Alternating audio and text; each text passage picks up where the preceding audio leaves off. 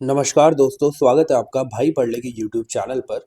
तो आपको पता है कि हम यूपीएससी सिविल सर्विसेज एग्जाम के प्रीलिम्स 2026 के लिए लास्ट 12 ईयर के प्रीवियस ईयर क्वेश्चंस को सॉल्व कर और हम हर दिन 15 क्वेश्चन सॉल्व करते हैं। एंड हम सिंपली 15 क्वेश्चन को सॉल्व करके आगे नहीं बढ़ते, बल्कि हर एक क्वेश्चन का डिटेल्ड एक्सप्लेनेशन देखते हैं। अगर उस पर्टिकुलर क्वेश्चन में कोई इंपॉर्टेंट कीवर्ड है तो उस कीवर्ड से रिलेटेड जितना भी स्टैटिक का पोर्शन है वो सारा का सारा कवर करते हैं। साथ ही साथ कुछ सेम ट्रिक्स देखते हैं। सेम ट्रिक्स का मतलब और कुछ नहीं है बल्कि यूपीएससी की लैंग्वेज को समझना है। क्योंकि यूपीएससी की लैंग्वेज को आप अगर समझ गए तो बहुत सारी स्टेटमेंट्स आप वैसे ही एलिमिनेट कर सकते हैं। बाकी आपको ये पता होना चाहिए कि ये classes Monday to Friday daily होती है एंड दोपहर 2:05 पर आपको ये लेक्चर्स मिल जाते हैं। अभी तक हमने डे 1 से लेके डे 39 तक 2014, 2015, 2016 एंड 2017 के प्रीवियस ईयर पेपर्स कंप्लीट कर लिए हैं। एंड 2018 का प्रीवियस ईयर पेपर हमने स्टार्ट किया है क्लास नंबर या फिर बोले डे नंबर 40 से। ठीक है, तो आज है डे नंबर 42 और आज हम 2018 के प्रीवियस ईयर पेपर के क्वेश्चन नंबर 31 से लेके क्वेश्चन नंबर 45 को कंप्लीट करेंगे। ठीक है, तो अब बिना टाइम वेस्ट करे अपनी क्लास की तरफ बढ़ते हैं। बस मैं एक बार पेन चेंज कर लेता हूँ। देखिए, अगर किसी ने स्टार्टिंग का पोर्शन कवर मतलब कि स्किप कर दिया था तो उसके लिए मैं बता देता हूँ। अभी हम 2018 का प्रीवियस ईयर पेपर कंप्लीट कर रहे हैं और आज हम क्वेश्चन नंबर 31 से क्वेश्चन नंबर 45 तक कंप्लीट करेंगे। अगर किसी को मेरी स्पीड स्लो लगती है तो वो वीडियो की स्पीड को 1.25 या 1.5 पर भी करके देख सकता है। ठीक है, आप अपना टाइम वेस्ट मत करिएगा। अगर कभी क्लासेस ऐसा होता है कि आज तक तो वैसे एक बार ही ऐसा हुआ है कि क्लास ये जो लेक्चर है ये एक दिन नहीं हुआ था। लाइक लास्ट जो वीक था उसके फ्राइडे का सेशन नहीं हुआ था। तो ये चीज़ें मैं अपडेट कर देता हूँ भाई पढ़ ले के यूट्यूब चैनल पर। यहाँ पे आपको इन क्लासेस की पीडीएफ भी मिल जाती है। तो आप भाई पढ़ लेगा जो टेलीग्राम चैनल है उसे ज्वाइन कर सकते हैं और वहाँ पर आपको सारी इन्फॉर्मेशन और पीडीएफ मिल जाएगी। ठीक है, तो अब देखो हम पहले क्वेश्चन की तरफ चलते हैं। हर क्वेश्चन से पहले मैं आपको 15 सेकंड्स दूंगा। आप चारों स्टेटमेंट्स पढ़ेंगे। उसके बाद मेरे लिए आपको चीजें समझाना आसान हो जाता है ना। तो ये क्वेश्चन जो है मनी बिल के रिगार्डिंग है और आपको बताना है, ध्यान से देखिए, इनमें से कौन सा करेक्ट नहीं है। ठीक है, जब आप ये देख लेंगे इनमें से कौन सा करेक्ट नहीं है, उसके बाद अभी हम मनी बिल का जितना भी स्टैटिक का पोर्शन है वो भी कवर कर लेंगे। ठीक है, तो पहले क्वेश्चन करेंगे, फिर इंपॉर्टेंट कीवर्ड इस क्वेश्चन में क्या है, मनी बिल। तो मनी बिल से रिलेटेड जो भी चीजें हैं, जितना भी स्टैटिक का पोर्शन है वो सब अभी कवर कर देंगे। ठीक है, तो आपके पास 15 सेकंड्स, चारों स्टेटमेंट्स पढ़ लीजिए और उसके बाद मैं आपको समझाऊंगा।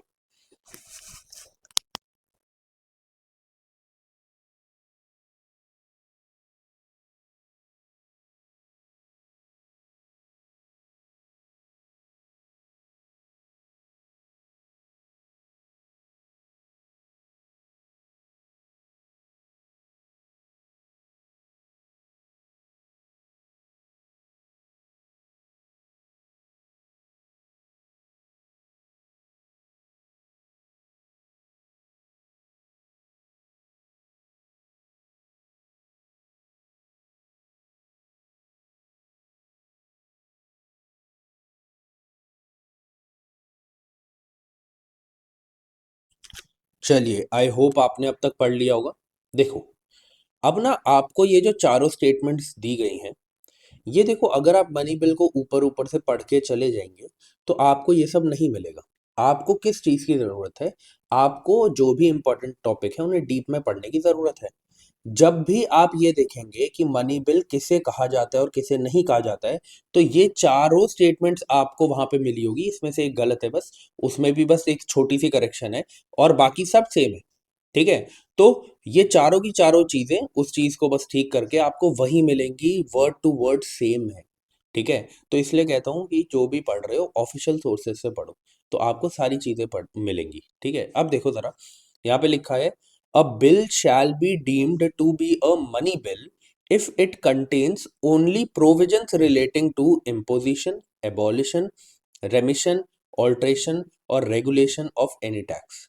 अब देखो, वही मैं कहता हूँ, सिर्फ वो ट्रिक के साथ और वर्ड वाली ट्रिक के साथ जाने वाले लोग इस ओनली को देख के ऐसे हो जाते कि अबे भाई ये क्या लिख दिया, ओनली लिख दिया है, ठीक है, अब तो स्टेटमेंट गलत हो सकती है। ठीक है, ऐसा कुछ नहीं होता। मैंने आपको बोला है कि आपको पूरी स्टेटमेंट पढ़नी है। पूरी स्टेटमेंट पढ़ने के बाद आपको लगे कि पूरी स्टेटमेंट ही अगर एक्सट्रीम जा रही है, तो ही आपको सतर्क होना है। ठीक है, आपको ये सोचना है कि हाँ ये गलत हो सकती है, सिर्फ एक वर्ड को पकड़ के नहीं करना। ये ऑफिशियली लिखा हुआ है कि only provisions relating to imposition, abolition, remission, alteration और रेगुलेशन ऑफ एनी टैक्स।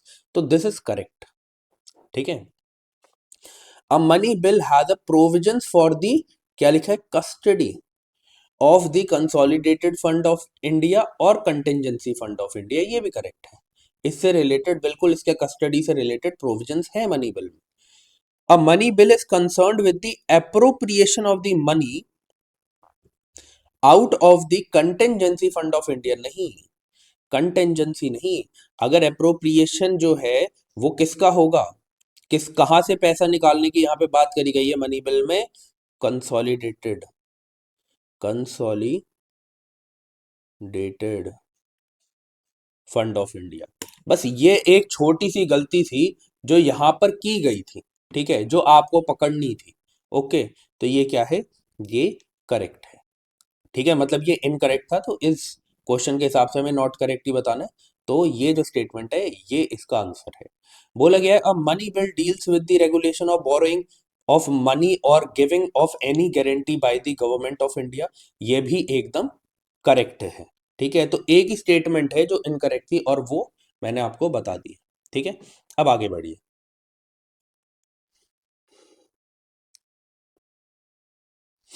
ठीक है, अब देखो, अब हम क्या करेंगे यहाँ पर, जितना भी इंपॉर्टेंट पार्ट है किससे रिलेटेड, मनी बिल से रिलेटेड, वो देख लेंगे। अब देखो क्या है ना, आगे आने वाले सालों में आपको आर्टिकल 109 से रिलेटेड भी एक चीज देखने को मिलेगी, पर वो वहां पर स्टेटमेंट गलत दी गई थी। ठीक है, तो इसीलिए जब मनी बिल आता है तो दो आर्टिकल्स आपको पता होने चाहिए क्या है क्या नहीं है। तो एक है आर्टिकल 109 और एक है आर्टिकल 110। देखो, आर्टिकल 110 तो आप सबको पता होगा। आर्टिकल 110 क्या करता है, डिफाइन करता है किसको, डिफाइंस मनी बिल। ठीक है, बट 109 क्या है, देखो 109 में इसी बिल को, जो मनी बिल है, उसको पास करने के जो स्पेशल प्रोविजंस या फिर प्रोसीजर दिए गए हैं वो लिखे गए हैं। तो यहां पे क्या है, outlines, outlines special, special procedures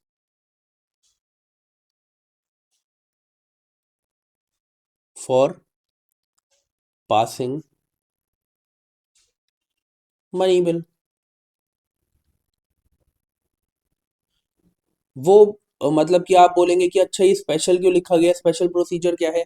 जैसे आपको पता है कि लोकसभा जो है वही इस बिल को ला सकती है, राज्यसभा के पास कोई पावर नहीं है। राज्यसभा के पास रिकमेंडेशन देने के लिए ये बिल जाएगा, अगर वो 14 दिन के अंदर इस बिल को पास नहीं करते तो इस बिल को पास मान लिया जाएगा। ठीक है, तो ऐसे जो स्पेशल प्रोविजंस है, स्पेशल प्रोसीजर्स हैं, वो आर्टिकल 109 में लिखे गए हैं। और मनी बिल की डेफिनेशन आर्टिकल 110 में लिखी गई है। तो इसीलिए प्लीज इन दोनों आर्टिकल्स को पढ़ लेना, है ना। बाकी एक्सक्लूजन क्या है, कौन से बिल नहीं माने जाएंगे, है ना, कौन से बिल मनी बिल नहीं माने जाएंगे। ये क्वेश्चन भी आपको देखने को मिला था पीसीएस में। ठीक है, तो आपको याद रखना है कि एक्सक्लूजन किसे, एक्सक्लूड किसे किया जाता है, उन बिल्स को किया जाता है जहां फाइन या फिर लोकल टैक्स की बात करी जा रही है। अगर कहीं पर फाइन्स की या लोकल टैक्स की बात करी जाती है तो उसे मनी बिल नहीं माना जाता है। ठीक है, इंट्रोडक्शन में थोड़ा सा ये पढ़ लो कि इसको इंट्रोड्यूस किया जा सकता है सिर्फ लोकसभा में, और वो भी सिर्फ मिनिस्टर के द्वारा, सिर्फ मिनिस्टर के द्वारा। मिनिस्टर का मतलब क्या है, मैंने आपको बताया कि जब एमपी होते हैं, ये पूरी मान लो ये लोकसभा है, इसमें मेंबर ऑफ पार्लियामेंट ऐसे ही राज्यसभा में होते हैं, पर राज्यसभा का इसलिए नहीं बना है क्योंकि राज्यसभा में से इंट्रोड्यूस नहीं किया जा सकता, है ना। तो सिर्फ लोकसभा की बात कर रहा हूं, लोकसभा में सारे एमपीज हैं, सारे एमपीज हैं। पर इन एमपीज में से भी चुने हुए लोग क्या हैं, मिनिस्टर हैं। तो सिर्फ ये जो मिनिस्टर है ना, यही इस बिल को इंट्रोड्यूस कर सकते हैं, सारे के सारे एमपीज नहीं कर सकते। मतलब जितने भी यहाँ पर प्राइवेट मेंबर बिल है उसे मनी बिल नहीं माना जाएगा। सिंपल सी कहानी तो ये, ठीक है। प्लस प्रेसिडेंट का प्रायर रिकमेंडेशन चाहिए। प्रेसिडेंट पहले रिकमेंड करेंगे, उसके बाद ही लोकसभा में ये बिल लाया जाएगा। ये बहुत ही इंपॉर्टेंट है। फिर स्पीकर का रोल क्या है? स्पीकर का रोल ये है कि स्पीकर के पास ही फाइनल अथॉरिटी है कि वो डिसाइड करेंगे कौन सा बिल मनी बिल है और कौन सा बिल फाइनेंशियल बिल है, या फिर मैं बोलूं कि कौन सा बिल मनी बिल नहीं है। तो मनी बिल को हाँ करने की और ना करने की, या ये बताने की कि कौन सा बिल मनी बिल है, कौन सा बिल मनी बिल नहीं है, ये अथॉरिटी किसके पास है, ये फाइनल अथॉरिटी किसके पास है? तो स्पीकर ऑफ लोकसभा के पास है। ठीक है। उसके बाद ये राज्यसभा का रोल देखते हैं। राज्यसभा के पास इस केस में लिमिटेड पावर है, जो मैंने ऊपर बताया आपको 109 में इस पावर के बारे में बताया गया है कि ये ना ही रिजेक्ट कर सकते हैं ना ही अमेंड कर सकते हैं मनी बिल को। ये सिर्फ अपनी रिकमेंडेशंस दे सकते हैं, और अगर इन्होंने ऐसा नहीं किया, इन्होंने रिजेक्ट भी नहीं किया, इन्होंने रिकमेंड भी नहीं किया कुछ, और इन्होंने बनी बिल को अमेंड भी नहीं किया, जो कि कर भी नहीं सकते, तो ऐसे केस में 14 दिन के अंदर ये मान लिया जाएगा कि राज्यसभा ने इस बिल को पास कर लिया है, पास कर दिया है। ठीक है। जॉइंट सेटिंग की बात करें, जब राज्यसभा के पास इसके ऊपर बोलने की, या फिर ये समझ लीजिए कि इससे रिलेटेड बहुत ही लिमिटेड पावर्स हैं, तो जॉइंट सेटिंग क्यों ही होगी? तो ऐसे केस में जॉइंट सिटिंग नहीं होती है। No provision for joint sitting. ठीक है। प्रेसिडेंट के एसेंट की बात करें, देखो प्रेसिडेंट ने ही रिकमेंड किया, प्रेसिडेंट की ही प्रायर रिकमेंडेशन पे ये बिल आया था।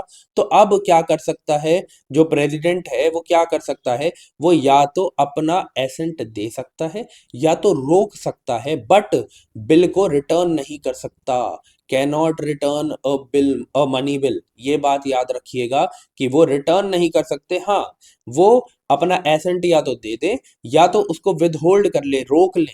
ठीक है। पर बिल को वापस नहीं कर सकते, क्योंकि उनकी रिकमेंडेशन पे ही तो बिल आया था। ठीक है। फिर उसके बाद एग्जाम्पल दिए गए हैं मनी बिल के, जैसे फाइनेंस बिल हो गया, ठीक है, अप्रोप्रिएशन बिल हो गया, ये इसके एग्जाम्पल्स। ठीक है। थोड़ी चीजें ज्यादा नहीं है। देखो, अब जहां से क्वेश्चन पूछा गया था आपसे, वो क्वेश्चन पूछा गया था यहां से कि according to constitution of India a bill is considered to be a money bill. कब उसे कंसिडर किया जाएगा मनी बिल? जब it is related to the imposition, abolition, remission, alteration and regulation of any tax. बिल्कुल सही बात। ठीक है। The regulation of borrowing of money और giving any guarantee by the government of India. बिल्कुल correct. The custody of consolidated, देखो आ गई वही वाली statement, the custody of consolidated fund of India और the contingency fund of India. बिल्कुल सही। अब क्या है जो स्टेटमेंट गलत थी? Option number C, the appropriation of the money out of the consolidated fund of India, ना कि contingency fund of India. Contingency fund of India option C में दिया गया था, बट इसकी जगह क्या होना था? Consolidated fund of India. ठीक है। The declaring of any expenditure to be expenditure charge on the consolidated fund of India। अगली बार क्या कर सकते हैं, मनी बिल से रिलेटेड फिर कोई स्टेटमेंट दे देंगे और उसमें क्या पता ये वाली स्टेटमेंट डाल दे और यहाँ पे फिर से कंटेंजेंसी कर दे। तो याद रखना है आपको, कंटेंजेंसी से एक ही जगह देखने को मिलेगा इस सारी केस में, जब किसकी बात करेंगे कस्टडी की बात, custody of consolidated fund of India और कंटेंजेंसी फंड ऑफ इंडिया। ठीक है। The receipt of money on account of consolidated fund of India or the public account of India or the custody or issue of such money। अब एक बात को आप याद रखेंगे कि मैंने आपको पब्लिक अकाउंट ऑफ इंडिया के बारे में, कंसोलिडेटेड फंड ऑफ इंडिया के बारे में और कंटेंजेंसी फंड ऑफ इंडिया के बारे में प्रीवियस ईयर, मतलब प्रीवियस क्लासेस में, जो ये प्रीवियस ईयर पेपर्स की क्लासेस चल रही है, इसमें मैंने तीनों के बीच में क्या डिफरेंस है वो आपको भली भांति तरीके से करवाया है। तो आई होप जो बच्चे वो क्लासेस रेगुलरली देख के यहाँ तक पहुंचे हैं, उनको अब तीनों में डिफरेंस पता होगा, है ना? और इनकी पासिंग में भी डिफरेंस पता होगा, इनमें क्या पावर्स है पार्लियामेंट के पास उसके बारे में भी पता होगा। ठीक है।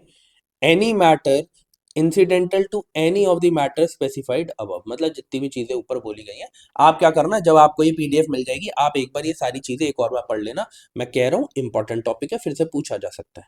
ठीक है, आगे बढ़ते हैं। अब ये देखिए जरा, with reference to election of president of India consider the following statement. ठीक है, तो प्रेसिडेंट से रिलेटेड है, और एक्चुअली यहाँ पे क्या है कि प्रेसिडेंट ऑफ इंडिया के इलेक्शन से रिलेटेड चीजें हैं, कि एमएलए की क्या भूमिका होती है, एमपीस की क्या भूमिका होती है, उनके वैल्यू ऑफ वोट्स क्या होते हैं। ठीक है, तो फिर से 15 सेकंड दे रहा हूँ, सोच लो समझ लो, उसके बाद मैं आपको सब कुछ करवाता हूँ।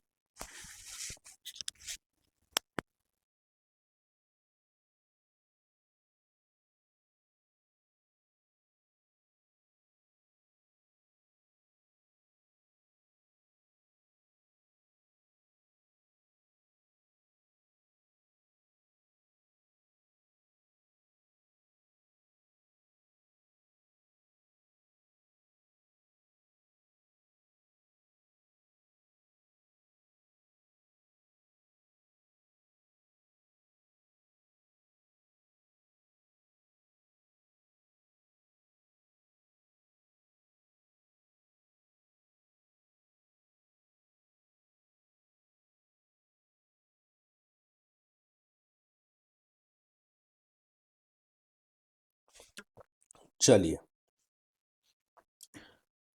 हाँ, देखिए, बोला गया है the value of vote of each MLA varies from state to state. अब देखो, इस स्टेटमेंट में कोई गलती नहीं है, ये स्टेटमेंट एकदम सही है। और ये चीज आप कैसे पता लगा सकते हैं, अगर आपको एमएलए की जो वैल्यू ऑफ वोट्स होती है उसका फॉर्मूला जो है वो पता हो, तो आपको एक बात समझ आएगी कि ये बेस्ड है स्टेट की पॉपुलेशन से रिलेटेड। एमएलए की वोट जो है वो उसका जो सारा, मतलब समझो कि बेस है ना, वो डायरेक्टली प्रोपोर्शनल होती है किसके, जो भी स्टेट की पॉपुलेशन होती है उससे। तो आपको पता है हर एक स्टेट की जो पॉपुलेशन है वो अलग है, तो इसीलिए हर एक स्टेट के एमएलए की जो वैल्यू ऑफ वोट होती है वो भी अलग होती है। ठीक है, तो मैं ऐसे लिख देता हूं यहाँ पे, जो value of vote of MLA अगर आपको निकालना है, तो आपको एक फॉर्मूला फॉलो करना होगा। देखो मैं क्यों ये करवा रहा हूँ, क्यों आपको फॉर्मूला याद रखने की जरूरत है। आप एक बात सोचो, अब उन्होंने आपसे एक स्टेटमेंट पूछ ली कि value of vote of each MLA varies from state to state, आपको पता चल गया कि हाँ वेरी करती है। बट क्या पता आगे आने वाले सालों में वो आपसे पूछ ले कि अच्छा ये वैल्यू ऑफ वोट डिफरेंट क्यों होती है, या ये वैल्यू ऑफ वोट कैसे निकाली जाती है। क्यों नहीं पूछेंगे जब वो आपसे ऐसा क्वेश्चन पूछ सकते हैं तो। इसलिए आपको पता होना चाहिए, इसका जो फॉर्मूला होता है वो होता है total total population population of the state. जिस भी स्टेट के एमएलए की आप वैल्यू निकाल रहे हैं उनके वोट्स की, उस स्टेट की पॉपुलेशन, उसे आप डिवाइड करेंगे कि उस स्टेट में कितने एमएलए हैं, तो number of MLA multiply by 1000। ये जो है, इस तरीके से आप वैल्यू निकाल सकते हैं, value of the vote of MLA. ठीक है, अब आ जाओ इधर। बोला गया है the value of the vote of MPs of Lok Sabha is more than the value of the vote of MPs of Rajya Sabha. ऐसा नहीं होता। एक बात आप सोचो, अब वो लोकसभा और राज्यसभा में आ चुके हैं, यहां पर सारे सबको एक ही नाम दिया जाता है ना, मेंबर ऑफ पार्लियामेंट। ठीक है, मेंबर ऑफ पार्लियामेंट। तो जब दोनों एक लेवल, चाहे वो लोकसभा में हो राज्यसभा में हो, वो एक लेवल फील्ड में आ चुके हैं। ठीक है, वो एक लेवल्ड फील्ड में आ चुके हैं, तो उनके वैल्यू ऑफ वोट में डिफरेंस क्यों होगा, बिल्कुल भी नहीं होगा। चाहे वो लोकसभा के हों चाहे वो राज्यसभा के हों, जो मेंबर ऑफ पार्लियामेंट होते हैं उनके जो वोट की पावर होती है, जो वोट की वैल्यू होती है वो सेम होती है। तो मैं ऐसे यहां पर आपके लिए एक स्टेटमेंट लिख देता हूं, value value of votes value of votes of all MPs the same is the same whether whether in Lok Sabha और राज्यसभा सबकी सेम होती है। ठीक है, ये आपको बात याद रखनी है। तो ये तो फिर बिल्कुल ही गलत हो गया ये बोलना कि लोकसभा के जो एमपी थे उनकी वैल्यू ऑफ वोट जो है वो ज्यादा है और राज्यसभा की कम है, ऐसा कुछ भी नहीं है। ठीक है, चाहे लोअर हाउस हो अपर हाउस हो, दोनों की सेम टू सेम है। ठीक है, अब क्वेश्चन ये है कि ये जो टोटल पॉपुलेशन ऑफ स्टेट निकाली जा रही है, ये जो टोटल पॉपुलेशन ऑफ स्टेट है, ये कहाँ से पॉपुलेशन, कौन सा डेटा लिया जाएगा? क्या 2001 का लिया जाएगा, 2011 का लिया जाएगा, 1991 का लिया जाएगा, कौन से सेंसस का लिया जाएगा? तो आपको ये याद रखना है, मैं पेन चेंज करके लिख देता हूं कि ये जो टोटल पॉपुलेशन निकाली जा रही है ऑफ अ स्टेट, ये किससे निकाली जा रही है? मैं ऐसे लिख देता हूं, सेंसस ऑफ 1971। ठीक है, ये कब बोला गया था, कौन से आपको ये एक्ट में देखने को मिला था? तो एक 84th अमेंडमेंट एक्ट आया था। अमेंडमेंट एक्ट आया था, कब आया था? 2001 में। उससे ये बोला गया कि जब तक 2026 के बाद जो भी आपको, मतलब एक्चुअल में ये लगा था सबको कि 2031 का जो सेंसस होगा, ठीक है, उसका अब डेटा माना जाएगा। पर आपको पता है कि उसमें एक बात बोली गई कि 2026 के बाद जो भी सेंसस होगा उसके अकॉर्डिंग माना जाएगा कि कितनी पॉपुलेशन बढ़ी है, कितनी कम हुई है, और उसके हिसाब से फिर ये वैल्यू ऑफ वोट डिसाइड करेंगे। तो सबको लगा था कि सेंसस जो है जो 2031 का होगा, क्योंकि 2011 के बाद 21 फिर 31, तो उसी का डेटा माना जाएगा। पर अब क्या हुआ, कोविड की वजह से सबको लेट हो गया। और अब क्या है, अब आपको पता है, अब फिर से सेंसस हो रहा है, और इस डेफिनेशन के हिसाब से अब जो सेंसस होगा ना, जो इस साल स्टार्ट हो जाएगा, ठीक है, उसके अकॉर्डिंग जो है अब ये टोटल पॉपुलेशन ऑफ स्टेट बदल जाएंगी, है ना। हर एक स्टेट की पॉपुलेशन जो है वो डिफरेंट हो जाएगी, तो वैल्यू ऑफ वोट भी चेंज हो जाएंगे। तो मुझे इसलिए लगता है कि ये क्वेश्चन पूछा जाएगा, क्योंकि अब ये जो न्यू सेंसस आ रहा है वो इसको चेंज करेगा। 1971 में जो सेंसस के अकॉर्डिंग अभी तक चल रहे हैं, ठीक है, 84th अमेंडमेंट एक्ट के बारे में पूछा जा सकता है। तो मैं आपसे ये चाहता हूं कि आप थोड़ा बहुत इसके बारे में पढ़ लें। वैसे तो मैंने आपको बता दिया है सब कुछ, बट फिर भी आज से जब 2 महीने बाद आप ये पढ़ेंगे, तो थोड़ा सा आप क्या करेंगे, आप एक बार रिवाइज कर लेंगे कि अच्छा 84 अमेंडमेंट एक्ट में क्या लिखा था। ठीक है, ये प्लीज आप चीज कर लीजिएगा, ठीक है, क्योंकि जब आप खुद मेहनत करेंगे मेरे साथ साथ, तभी मजा आएगा।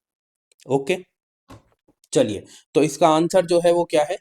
ऑप्शन नंबर, चलो एक बार पेन चेंज कर लेते हैं। ऑप्शन नंबर ए, ठीक है, वन ओनली। आगे बढ़ो। अब देखो, इंटरनेशनल एटॉमिक एनर्जी एजेंसी से रिलेटेड अभी लास्ट 5 क्लासेस में से एक क्लासेस में मैंने आपको बताया था कि इंटरनेशनल एटॉमिक एनर्जी एजेंसी है क्या। अब बोला है कि इसका जो एडिशनल प्रोटोकॉल है उसको रेटिफाई करने का इम्प्लीकेशन क्या होगा, कि अगर किसी ने एडिशनल प्रोटोकॉल को मान लिया तो क्या होगा। उस टाइम ये क्वेश्चन बहुत ही चर्चाओं में था। ठीक है, उस टाइम ये क्वेश्चन, ये एडिशनल प्रोटोकॉल बहुत चर्चाओं में था। तो ये पूछा गया है, कोई भी चीज विदाउट एनी सेंस नहीं पूछी जाती। अब इस साल क्या चर्चाओं में है, ये आपको करंट अफेयर्स की क्लासेस में भली भांति तरीके से देखने को मिल जाता है। नवंबर की, अक्टूबर की मैं करवा चुका हूँ, नवंबर की अभी मैंने प्लेसेस एंड न्यूज की क्लासेस ले ली है। और मैंने वैसे भी आपको बता दिया है कि इस सैटरडे को देखो, यूजुअली मैं क्या करता हूँ, मैं 4 क्लासेस करवाता हूँ, 4 क्लासेस में पूरी करंट अफेयर्स करवाता हूँ। अब हुआ क्या कि जो फर्स्ट वीक था वो मेरा निकल गया, मेरी फ्रेंड की शादी थी, तो उस टाइम पर मैं आपकी करंट अफेयर की क्लासेस को ज़्यादा मतलब कि नहीं करवा पाया। तो इसीलिए बेटर ये है कि अब मैं सिर्फ 2 क्लासेस में सारी करंट अफेयर करवा दूंगा। क्या कोई डिफरेंस आया? कोई डिफरेंस नहीं आया। आपकी 1 महीने में करंट अफेयर की क्लासेस कंप्लीट होती हैं, 1 महीने में ही कंप्लीट हो जाएगी। जहां 4 होती है वहां 3 होगी, बस इतना सा डिफरेंस हो गया इस महीने के लिए, है ना। तो प्लीज आप उसे देखना, उसमें मैं सारी चीजें बहुत ही डिटेल्ड वे में कंप्लीट करवाऊंगा। जो ये कमिंग सैटरडे है, इसमें आपको जो पहला पार्ट है, ठीक है, जो पहला पार्ट है आपका करंट अफेयर्स का नवंबर का, वो मैं करवा दूंगा। और उसमें 50% चीजें, 50% जो क्वेश्चन है वो करवा दूंगा। और जो नेक्स्ट 50% बचेंगे वो इस मंथ का जो लास्ट सैटरडे होगा, मीन्स की इस सैटरडे के बाद जो सैटरडे है, ठीक है, उसमें बाकी 50% करवा दूंगा। तो लो जी, हो गई करंट अफेयर्स कंप्लीट, छूटेगा आपका कुछ भी नहीं। ठीक है। अगर मैं कहीं पर किसी रीजन की वजह से क्लास नहीं ले पा रहा तो उसकी वजह से आपका नुकसान कभी भी नहीं होगा। जो मैंने चीजें शेड्यूल करी हुई हैं उसी हिसाब से मैं चलने वाला हूँ, ठीक है। आपका उसी टाइम पर वो चीज कंप्लीट होगी। अब देखिए, इस क्वेश्चन में बोला गया है एडिशनल प्रोटोकॉल का मतलब क्या है। बोला गया the civilian nuclear reactors come under IAEA safeguard. अच्छा, अगर किसी ने एडिशनल प्रोटोकॉल माना है तो ऐसा होगा क्या? बिल्कुल ऐसा ही होगा। अब ना देखो, बाकी चीजें पढ़ता हूँ, बाकी चीजें मैं आपको बताता हूँ क्यों आप दिमाग लगा सकते थे कि सही नहीं होगी। अब एक बात बताओ, अगर IAEA में एडिशनल प्रोटोकॉल कोई रेटिफाई करेगा तो कोई भी नेशन क्यों चाहेगा कि मिलिट्री न्यूक्लियर इंस्टॉलेशन जो है उनकी, किसकी, मिलिट्री की, उस वो इंस्पेक्ट कर पाए। IAEA मतलब जो इंटरनेशनल एटॉमिक एनर्जी एजेंसी है, उसको ये पावर मिल जाएगी, वो किसी भी नेशन की मिलिट्री न्यूक्लियर इंस्टॉलेशन पर नजर डाल पाएगा, इंस्पेक्शन कर पाएगा। कोई भी देश ऐसा क्यों चाहेगा? तो ये स्टेटमेंट तो वैसे ही फालतू है, ठीक है। The country will have to buy have the privilege to buy uranium from nuclear supply group. चलो ठीक है, ये थोड़ा सा सेंस बना रहा था उस टाइम पे, आप इसे एलिमिनेट नहीं कर पाते। The country automatically becomes a member of energy. ये देखो, जब भी ये ऑटोमेटिकली आता है ये बड़ा दुख दे जाता है। अभी 2 क्लास पहले हमने एक जगह ऑटोमेटिकली देखा था, है ना, कि जहां पे लिखा था कि अगर कोई इस चीज को साइन कर ले तो वो ऑटोमेटिकली इसका पार्ट बन जाएगा। यार इस, अब ना ये जब भी वर्ड आएगा थोड़ा सा सतर्क रहना, क्योंकि अब हमने 2 स्टेटमेंट देख ली और 2 स्टेटमेंट में जब ये ऑटोमेटिकली हमें देखने को मिला तो उन्होंने स्टेटमेंट को गलत मार दिया। तो यही वो लैंग्वेज है जो आपको पकड़नी है, ठीक है। यही लैंग्वेज वो पकड़नी है आपको। और हर एक स्टेटमेंट को, चाहे आपको आंसर मिल भी गया ना, फिर भी आपको सारी स्टेटमेंट्स पढ़नी है कि बाकी सब में कुछ गलत किया है तो क्या कुछ ऐसा है जिससे वो पूरी की पूरी स्टेटमेंट को एक्सट्रीम बनाया जा रहा है। तो यही वो चीजें हैं जो पूरी की पूरी स्टेटमेंट को एक्सट्रीम बनाती है। सिर्फ एक वर्ड की बात मैं नहीं करता, पूरी स्टेटमेंट की बात करता हूँ, ठीक है। तो ये गलत, और ये थोड़ा सा दिमाग लगा के गलत, बाकी दो में कंफ्यूज होते तो बाकी तो आपको पता है सारा काम नॉलेज ही करती है। अगर नॉलेज है तो आप आगे बढ़ पाएंगे, नॉलेज नहीं है तो फिर वही रह जाएंगे 50-60 मार्क्स पे, ठीक है। अब देखिए, इसका आंसर आपको मिल गया होगा। थोड़ा सा आगे मैंने एक्सप्लेन किया है क्या नहीं है, ठीक है, वो आप देख लीजिए। बोला गया है इंडियन कंटेक्स्ट की अगर बात करें, रैटिफाई करे अगर कोई IAEA एडिशनल प्रोटोकॉल को, तो उसका मतलब है कि इंडिया डिक्लेयर कर रहा है कि civilian nuclear facilities faced enhanced IAEA scrutiny. ऐसा किया क्यों जाता है कि आप हमारी सिविलियन न्यूक्लियर फैसिलिटीज देख लो। देखो, इससे ना पूरे वर्ल्ड में एक आश्वासन दिया जाता है, एक मतलब कि ये समझ लो कि ऐसा बताया जाता है कि यार देखो, हम कुछ गलत नहीं कर रहे, हम अपने सिविलियंस को हेल्प करने के लिए ही न्यूक्लियर एनर्जी का यूज कर रहे हैं। चाहे आप क्या करिए, चाहे आप स्क्रूटनी कर लीजिए, चाहे आप देख लीजिए, चाहे आप इंस्पेक्शन कर लीजिए, हमें कोई उससे फर्क नहीं पड़ता। क्यों? क्योंकि हमने अगर बोला है कि इस चीज का हम यूज सिविलियंस को हेल्प करने के लिए कर रहे हैं, एनर्जी प्रोवाइड करने के लिए कर रहे हैं, तो हम उतना ही कर रहे हैं, ठीक है। तो इससे क्या होता है, भरोसा जीता जाता है पूरे वर्ल्ड का। समझे इस चीज को, इसलिए ऐसे किया जाता है, ठीक है। तो बोला गया allowing broader access and information to ensure peaceful use while its military nuclear program remain separate and off limits। अब मिलिट्री न्यूक्लियर प्रोग्राम्स को हम किसी को वो पावर क्यों देंगे कि आप आके इंस्पेक्ट करो? यार हमारा मतलब कि मिलिट्री न्यूक्लियर प्रोग्राम है, अगर हम इंस्पेक्ट करने को देते हैं वो इन्फॉर्मेशन वर्ल्ड वाइड लीक हो जाएगी, ठीक है। तो वो तो हम कभी नहीं चाहेंगे अपने मिलिट्री न्यूक्लियर प्रोग्राम से रिलेटेड की ये चीजें मतलब कि जैसे हम कहते हैं कि वर्ल्ड वाइड सबको पता चले। तो इस वजह से मिलिट्री न्यूक्लियर प्रोग्राम के लिए सच नहीं है, बट जितनी भी सिविलियन न्यूक्लियर फैसिलिटीज है उनके लिए ये सच है कि उसमें हम इंस्पेक्शन और स्क्रूटनी करने का राइट दे देते हैं, ठीक है। बाकी ये देखो कि यूपीएससी के लिए क्रूशियल है, ये थोड़ा मैंने चैट जीपीटी से इंपॉर्टेंट इन्फॉर्मेशन निकाली थी तो उसमें ऐसा आ जाता है लिखा हुआ, ठीक है। क्या है कि ये क्या करता है, IAEA क्या करता है, ये एक्चुअली यूएन का न्यूक्लियर वॉचडॉग है। डायरेक्टली ये यूएन के अंडर नहीं आता है बट यूएन से जुड़ा हुआ है, ये भी आप याद रखना, ठीक है। Promoting peaceful atomic energy use, इसके जो काम है ना वो भी देख लो। ensuring safety security verifying non proliferation through its atom for peace mission, ठीक है। एटम फॉर पीस मिशन किसका है? अगर डायरेक्टली पूछा जाए आपसे तो याद रखना है इंटरनेशनल एटॉमिक एनर्जी एजेंसी का है, ठीक है। कब स्टैब्लिश हुई थी? 1957 में स्टैब्लिश हुई थी। अब आप कनेक्ट कर पाएंगे उस साल क्यों पूछा गया, क्योंकि 2018 में इसलिए पूछा गया क्योंकि 2017 में इसे कितने साल पूरे हो गए थे? 57 से 67, 77, 87, 97, 107, 50, 60 साल पूरे हो गए थे। ठीक है, इस वजह से ये क्वेश्चन पूछा गया। ठीक है, तो मैं इसलिए कहता हूँ अगर कोई ऐसी ऑर्गेनाइजेशन है उसको इतने साल पूरे हो रहे हैं तो आपको पढ़ना है। जैसे यूएन को इस साल 80 ईयर्स पूरे हो गए, ये मैंने करंट अफेयर्स में आपको करवाया है। यूपीएससी को पूरे हो रहे हैं 100 साल, तो क्यों नहीं क्वेश्चन पूछे जाएंगे भाई? बिल्कुल पूछे जाएंगे। आरएसएस को 100 साल पूरे हो गए, ठीक है, 1925 में बना है, तो क्यों नहीं पूछा जाएगा? बिल्कुल पूछा जाएगा। इसलिए मैं बोल रहा हूँ करंट अफेयर्स की क्लास लो, उसमें आपको बहुत ज्यादा रेलेवेंट कंटेंट भी देखने को मिलेगा। ठीक है, हेडक्वार्टर्स की बात करें कहाँ पे? Vienna, Austria. आगे बढ़ते हैं। आज ना थोड़ी सी क्लास लंबी रहेगी, मैं रीजन बता देता हूँ। आज समझाने के लिए बहुत कुछ है। ठीक है, रोज करंट अफेयर्स के ज्यादा से ज्यादा क्वेश्चन होते थे तो क्लास थोड़ी छोटी हो जाती थी, 1 घंटा 10 मिनट, 1 घंटा 5 मिनट। आज मुझे लगता है 1 घंटा 20-25 मिनट तक चलेगी। ठीक है, बट देख लेंगे जो भी है। कोशिश करूंगा कम ही करवाऊँ, बिकॉज आई डोंट वांट कि आप मतलब कि बैठे आराम से 1.5-2 घंटे। मेरे लिए बहुत आसान है, मैं इस क्लास को 2 घंटे का बना सकता हूँ, but I don't want it. मैं सिर्फ आपको एक रेलेवेंट कंटेंट और रेलेवेंट अप्रोच देना चाहता हूँ कि आपको पता चल जाए आपको क्या पढ़ना है, कितना पढ़ना है, कैसे पढ़ना है। ठीक है, अब देखो यहाँ पे बोला गया है कि आसियान के फ्री ट्रेड पार्टनर्स कौन है। ठीक है, आज भी ये इंफॉर्मेशन ट्रू है। ठीक है, उस टाइम भी ट्रू थी। ठीक है, तो अब आपके पास कितना टाइम है? आपके पास है 15 सेकंड। सोच लो, समझ लो, तब तक मैं अपने गले को रेस्ट दे देता हूँ और फिर मैं आपको आगे के क्वेश्चन समझाता हूँ। ठीक है,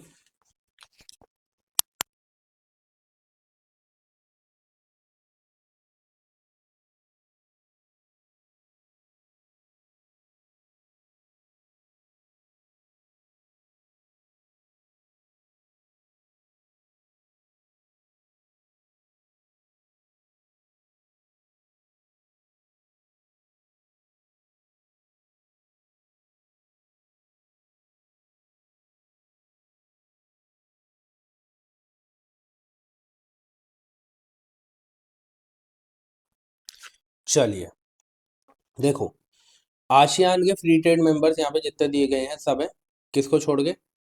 Canada, hmm, Canada and USA को छोड़कर सब है। ठीक है, तो यूएसए कहाँ पे है, कनाडा कहाँ पे है? ये दोनों कट गए। 2 और 6 जहाँ पे नहीं है वो लगा लो, 2 यहाँ पे 6 यहाँ पे ये नहीं है। ठीक है, तो 1 3 4 5 हमारा करेक्ट आंसर है। अब देखो, आशियान के बारे में मैंने यहाँ पर देखो, अब कीवर्ड है ना, कीवर्ड आपको दिख गया होगा, आपको ऐसे ही पढ़ना है। ठीक है, कीवर्ड दिख गया आशियान। अब आशियान के बारे में थोड़ा पढ़ लो, इस साल के लिए वैसे भी इंपॉर्टेंट है, एक नया मेंबर ऐड हुआ है ना? ये आपको पता होना चाहिए। आशियान इस साल के लिए इंपॉर्टेंट है, मैंने करंट अफेयर्स में करवाया है, तब भी थोड़ा बहुत यहाँ पे देख लो, वहां पे तो मैं बहुत डीप में करवा रहा था। इसको इस्टेब्लिश किया गया था 1967 में। कौन से डिक्लेरेशन से? बैंकॉक डिक्लेरेशन से। ठीक है, क्योंकि बैंकॉक में ही ये मीटिंग हुई थी जिसमें डिक्लेयर किया गया था कि आसियान को बनाया जा रहा है। ठीक है, इसके जो सेक्रेटेरिएट है कहाँ पे है? जकार्ता, इंडोनेशिया में। 11 मेंबर्स हो गए हैं, पहले 10 थे। इस साल तिमोर लेस्ते जो है वो ऐड हुआ है, ये न्यूएस्ट है, 2025 में ही ऐड हुआ है। ठीक है, इस वजह से ये जो ऑर्गेनाइजेशन है ये इंपॉर्टेंट बन जाती है इस साल के लिए। और बाकी मेंबर्स भी आप देख लेना।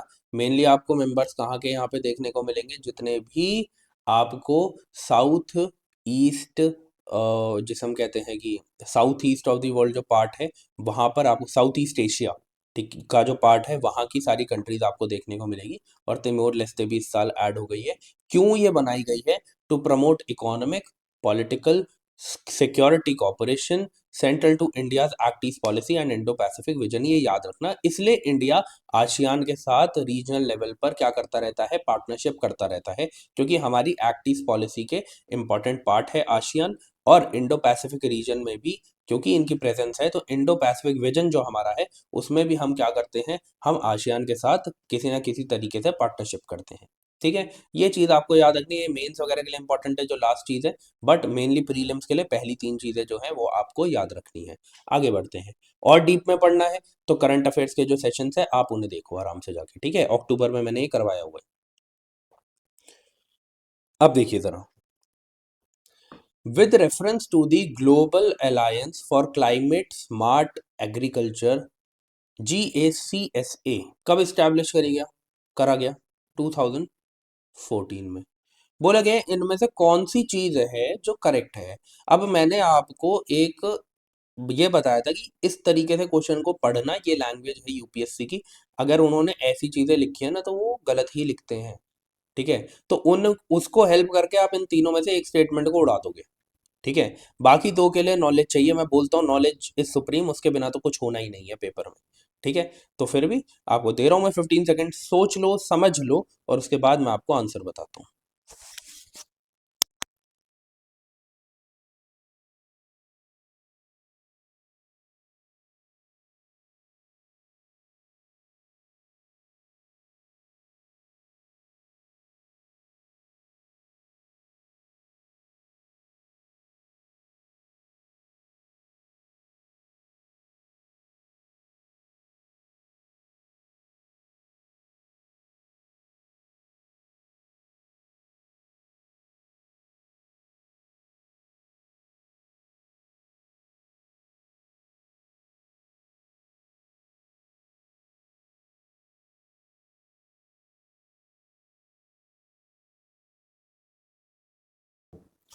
चलिए, अब देखो जरा यार, अगर आपको इतना भी पता होता कि ये जो GASCA है, ये 2014 में या 2014 में से इस्टेब्लिश किया गया था, तो फिर ये स्टेटमेंट तो वैसी गलत हो गई कि ये क्लाइमेट समिट जो है हेल्ड इन पेरिस 2015 जो है उसका आउटकम है। कैसे होगा जब 2014 में बन चुकी है वो, तो इसका आउटकम कैसे हो सकता है? तो इसका आउटकम नहीं था, एक इसका आउटकम आउटकम था।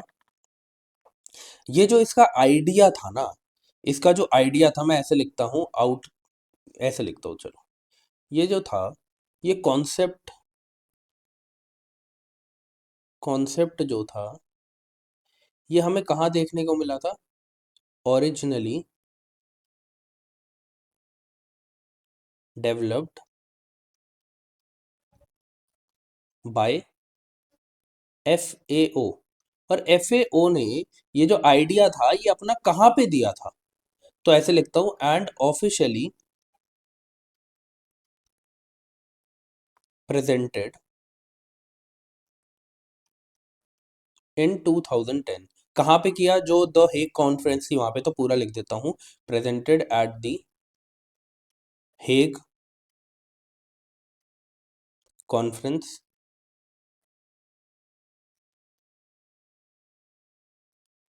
इन 2010। ठीक है, तो बहुत पहले कर दी थी ये, तो कोई इसकी रेलेवेंस थी नहीं। बाद बाकी बोला गया है, जो मेंबरशिप है GACSA की does not create any binding obligation, because simple सी बात है, यहाँ पे ये एग्रीकल्चर से रिलेटेड है, क्लाइमेट स्मार्ट एग्रीकल्चर से। अब जो देश इसका पार्ट बनना चाहे पर ऑब्लिगेशन को फॉलो ना करना चाहे वो चलता है। ठीक है, क्योंकि यहाँ पे डेवलपिंग और डेवलप्ड नेशंस का बहुत बड़ा गैप बन जाता है। ठीक है, तो ये बात एकदम करेक्ट है, ये गलत हो गया। India was instrumental in the creation of GACSA, नहीं। Yes, India was a member, India is a member, but instrumental नहीं है, ये याद रखना, इंस्ट्रूमेंटल नहीं है। बाकी इंडिया इज अ मेंबर। ठीक है, तो कौन सी स्टेटमेंट है? Only two correct. मैंने आपको वैसे भी बोला है कि ना, ये देखो, जैसे ये था कि ये वाली स्टेटमेंट और ये वाला जो मैंने तरीका है यूपीएससी का आपको बताया, जब भी यूपीएससी ये बोले ना कि ये चीज ये लेके आया है, ये आइडिया वहां से आया है, ठीक है, इस चीज को वो किसी का नाम दे देंगे साइंटिस्ट का, वो लेके आया है, ये चीजें यूपीएससी गलत ही करता है। पिछली, ये समझ लो कि हमने अभी तो 4 साल के कंप्लीट कर लिए, 5वां साल हम कर रहे हैं, मतलब 2014 से स्टार्ट किया था, तो अभी तक सिर्फ 4 क्वेश्चन देखने को मिले हैं ऐसे, और चारों ही गलत है। जिसमें ऐसे दिया गया है कि इस चीज की शुरुआत वहां से हुई, ये आइडिया वहां से आया, ये सारी चीजें अभी तक यूपीएससी ने गलती दी है। तो अभी तक हमारा जो स्ट्राइक रेट है इसमें 100% चल रहा है। जहां पे नहीं होगा ना, मैं आपको बताऊंगा, मैं आपसे छुपा के क्या करूंगा। मैं आपको ये थोड़ी बोलूंगा कि ये चीज आप मान के चलो और वो गलत हो जाए, मेरा उससे क्या फायदा होगा। इसीलिए मैं सिर्फ वही चीजें आपको बताऊंगा जिसका स्ट्राइक रेट 100% है, और किसी का अगर 95% भी हो जा रहा है, 90 भी हो जा रहा है, 50-50 भी हो जा रहा है, वो भी मैं आपको बताऊंगा।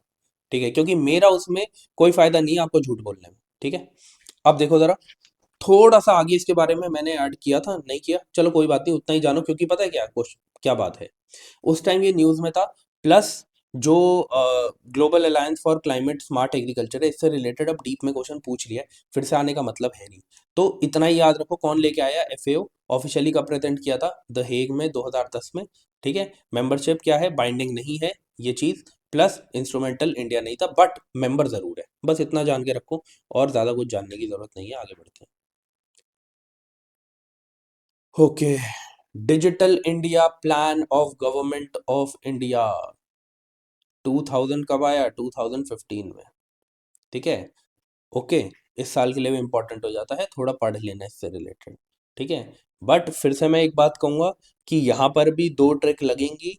ट्रिक क्या है, वो लैंग्वेज है यूपीएससी की, जो पहले भी समझाया था मैंने आपको। अब यहाँ पे एक चीज लिखी गई है, क्या एम है। अब एम अगर दिया गया ना, तो थोड़ी सी वही स्टेटमेंट देखना जो ऑफिशियल लगे, जो ऑफिशियल नहीं होगी उसे साइड निकाल देना। ठीक है, 15 सेकंड है, सोच लो समझ लो, फिर मैं आपको करवाता हूँ।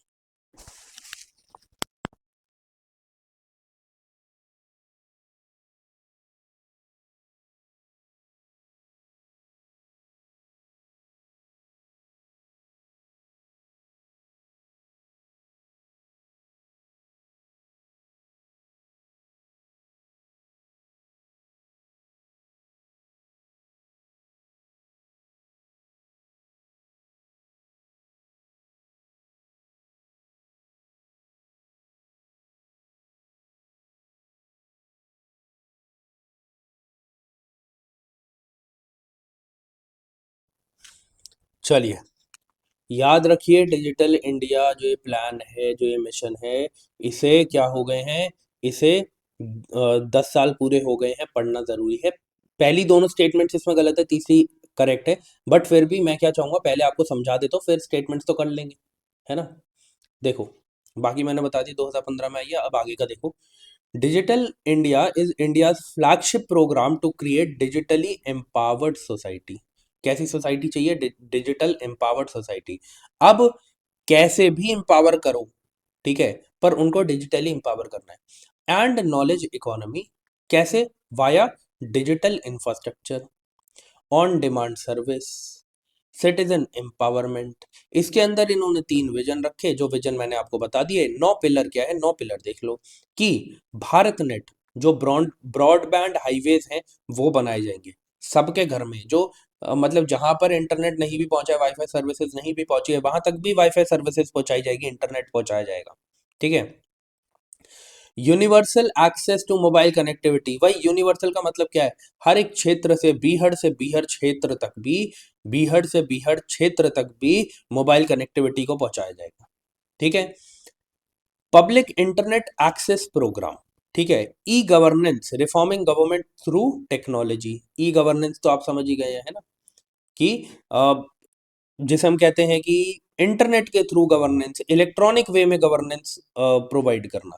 ठीक है, e kranti, delivery of services, information for all, electronic manufacturing, make in India link करो इससे। ठीक है, IT for jobs and early harvest programs, जैसे डिजी लॉकर आपने देखा है, माई गवर्नेंस, आप माई गॉव आपने देखा है। ठीक है, ऐसे ही साफ सफाई के लिए आपने स्वच्छ भारत स्वच्छता ऐप है, वो आई थी। ठीक है, बाकी मैंने अभी कंप्लेंट करी है कल, आपको अभी 2 दिन में बताऊंगा कितना काम करती है कितना नहीं करती है। स्वच्छता ऐप में मैंने 4 फोटोज अपलोड करी है। ठीक है, अब हम ऑन ग्राउंड भी तो देखें, काम करती है नहीं कब करती है। ठीक है, तो देखेंगे काम करती है नहीं करती, 2 दिन के अंदर, 2 दिन का टाइम हमें देना चाहिए एटलीस्ट। ठीक है, कि क्या रिप्लाई आता है क्या नहीं आता है। बाकी ये सारी चीजें जो हैं, इस तरीके से इसके 9 पिलर्स थे, जिन पर वो काम कर रहे थे। अब इधर आओ, अब यहाँ पे बोला गया, पहली स्टेटमेंट देखो यार, ये स्टेटमेंट सेम टू सेम उन्होंने पहले भी दी है, और वही उन्होंने बता दिया था, ऐसी स्टेटमेंट हम कहीं पे बनाए तो समझ जाना कि गलत है।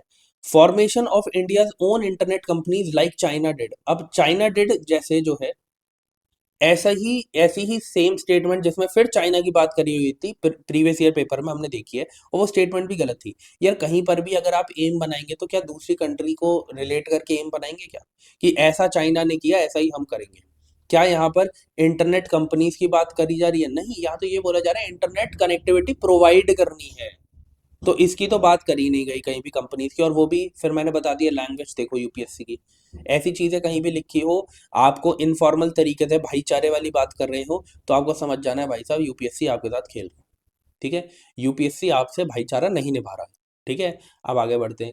Establish a policy framework to encourage overseas multinational corporation that collect big data to build their large data centers. अब देखो क्या, अब क्या बोलूं, बस स्टेटमेंट पढ़ते ही आपको पता चल जाना चाहिए। With our national geographical boundaries, ऐसी क्या बात करी गई कहीं पर कि जो मल्टीनेशनल कॉरपोरेशन है, जो बड़ा बड़ा डेटा जो है वो बिल्ड करते हैं, वो लार्ज डेटा सेंटर्स इंडिया में लगाए, कहीं नहीं बात करी गई। इधर सिर्फ डिजिटल कनेक्टिविटी की बात करी गई है। ठीक है, connect many of our villages to internet and bring wifi to of our many school, wifi to many of our schools, public places and major tourist center, ये करेक्ट है। ठीक है, तो वही मैं कह रहा हूँ, बहुत सारी चीजें आप सिर्फ स्टेटमेंट पढ़ के समझ जाएंगे अगर आपको बेसिक्स भी आते हैं तो। अगर आपको उस साल बेसिक्स भी पता होता है डिजिटल इंडिया की ये अप्रोच है, तो आप वैसे ही इन दोनों को काटा मार देते, भाई चल निकल। समझे इस चीज को? तो ऑप्शन नंबर 3 इज करेक्ट। ठीक है, मतलब statement number 3 is correct and option number B is correct. ठीक है, आगे बढ़ते हैं। ये तो मैंने आपको समझा ही दिया। देखो इस क्वेश्चन पे मैं आपको 15 सेकंड नहीं देने वाला हूँ, उस टाइम के हिसाब से इम्पोर्टेंट थी ये प्लेसेस।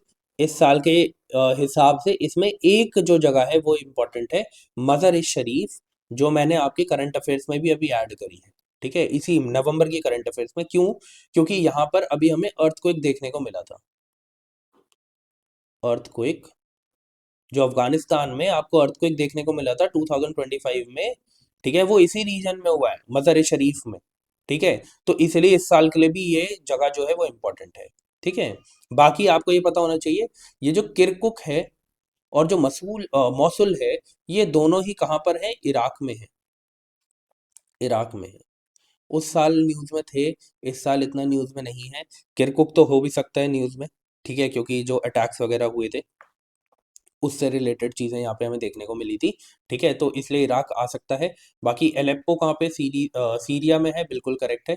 ये दोनों इनकरेक्ट थे एंड ये करेक्ट है। बाकी जो इंपॉर्टेंट है आप चिंता मत करो, ऐसे क्वेश्चंस आपके बहुत इजीली हो जाएंगे, करंट अफेयर के सेशन सीखो आप। ठीक है, 1 और 4 जो है वो करेक्ट है। ये दोनों कहाँ पे? इराक में। आगे बढ़ते, इससे ज़्यादा इसमें दिमाग लगाने की ज़रूरत नहीं है।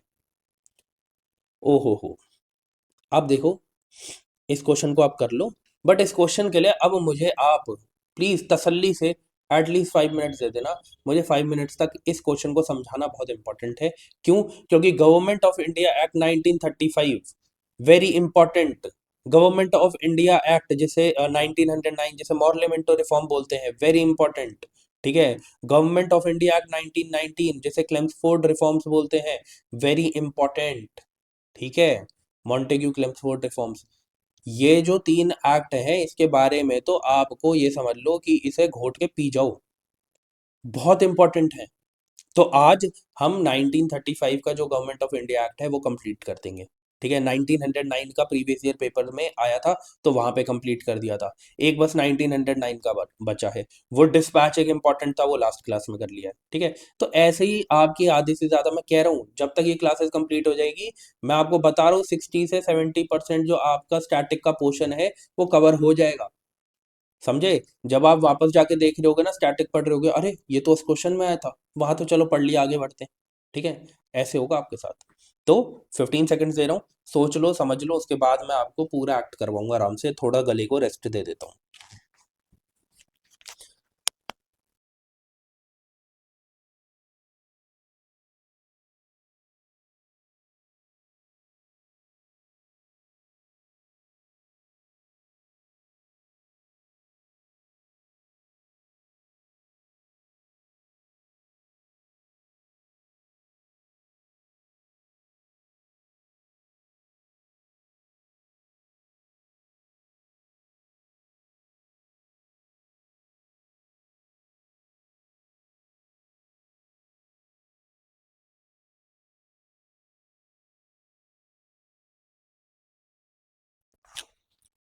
चलिए, अब जब भी ऐसा क्वेश्चन आए ना, रेसिड्यूरी पावर से, रेसिड्यूरी पावर्स का मतलब है, समझ लो कि फेडरल नेचर जब भी होता है गवर्नमेंट का, तो वो क्या करते हैं, फेडरल या क्वासी फेडरल, ठीक है, या ऐसा जिसमें पावर्स को डिवाइड किया हुआ है। अब जब पावर्स को डिवाइड किया हुआ है, कुछ ऐसे सब्जेक्ट्स हैं जिसमें दोनों के पास पावर रहती है, अपर के पास भी, लोअर के पास भी, ठीक है, मैं एक स्ट्रक्चर बता रहा हूँ, इंडिया की बात अभी नहीं कर रहा। ऐसे केस में क्या होता है, रेसिडरी पावर्स कब आती है, जब दोनों उस पे लॉ बनाना चाहते हैं, दोनों उस पे बात करना चाहते हैं, तो बात किसकी मानी जाएगी, बात हमेशा अपर की मानी जाएगी। अब आप देखो 1935 का समय है, ऊपर कौन बैठा है, जो ब्रिटेन है वो बैठा हुआ है, उसका पूत जो है वो कौन बैठा हुआ है इंडिया में, गवर्नर जनरल, तो वही तो सारी पावर्स अपने पास रखना चाहेगा। तो रेसिडरी पावर्स हमेशा पावरफुल के साथ रहती है। आज के टाइम पर पावर कौन है, किसके पास है, यूनियन के पास है, तो रेसिडरी पावर्स किसके पास है, यूनियन के पास है। समझे इस चीज को? तो ऐसे आप कॉन्सेप्ट जब समझेंगे तो आपको पता चल जाएगा, आपको रट्टा मारने की भी जरूरत नहीं है।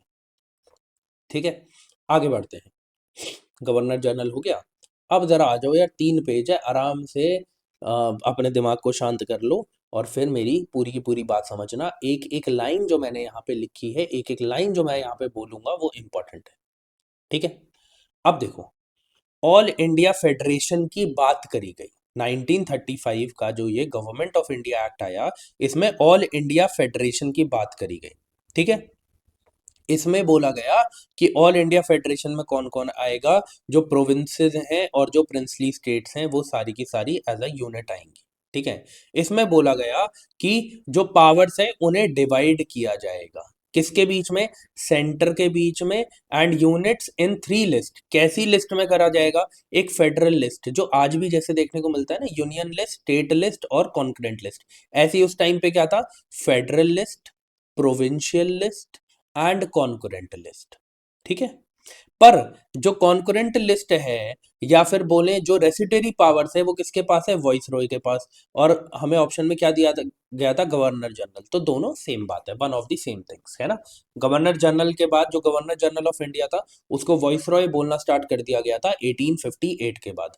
ठीक है, जब आपको क्रांति देखने को मिली 1857, उसके बाद 1858 आया। 1858 में जो कनिंग था, cunning cunning cunning cunning cunning था, कौन सा, कैनिंग था, जो कैनिंग था, उसको पहला वॉइस रॉय बना दिया गया, किसका, इंडिया का। ठीक है, तो गवर्नर जनरल लिखा हो, वॉइस रॉय लिखा हो, एक ही बात है।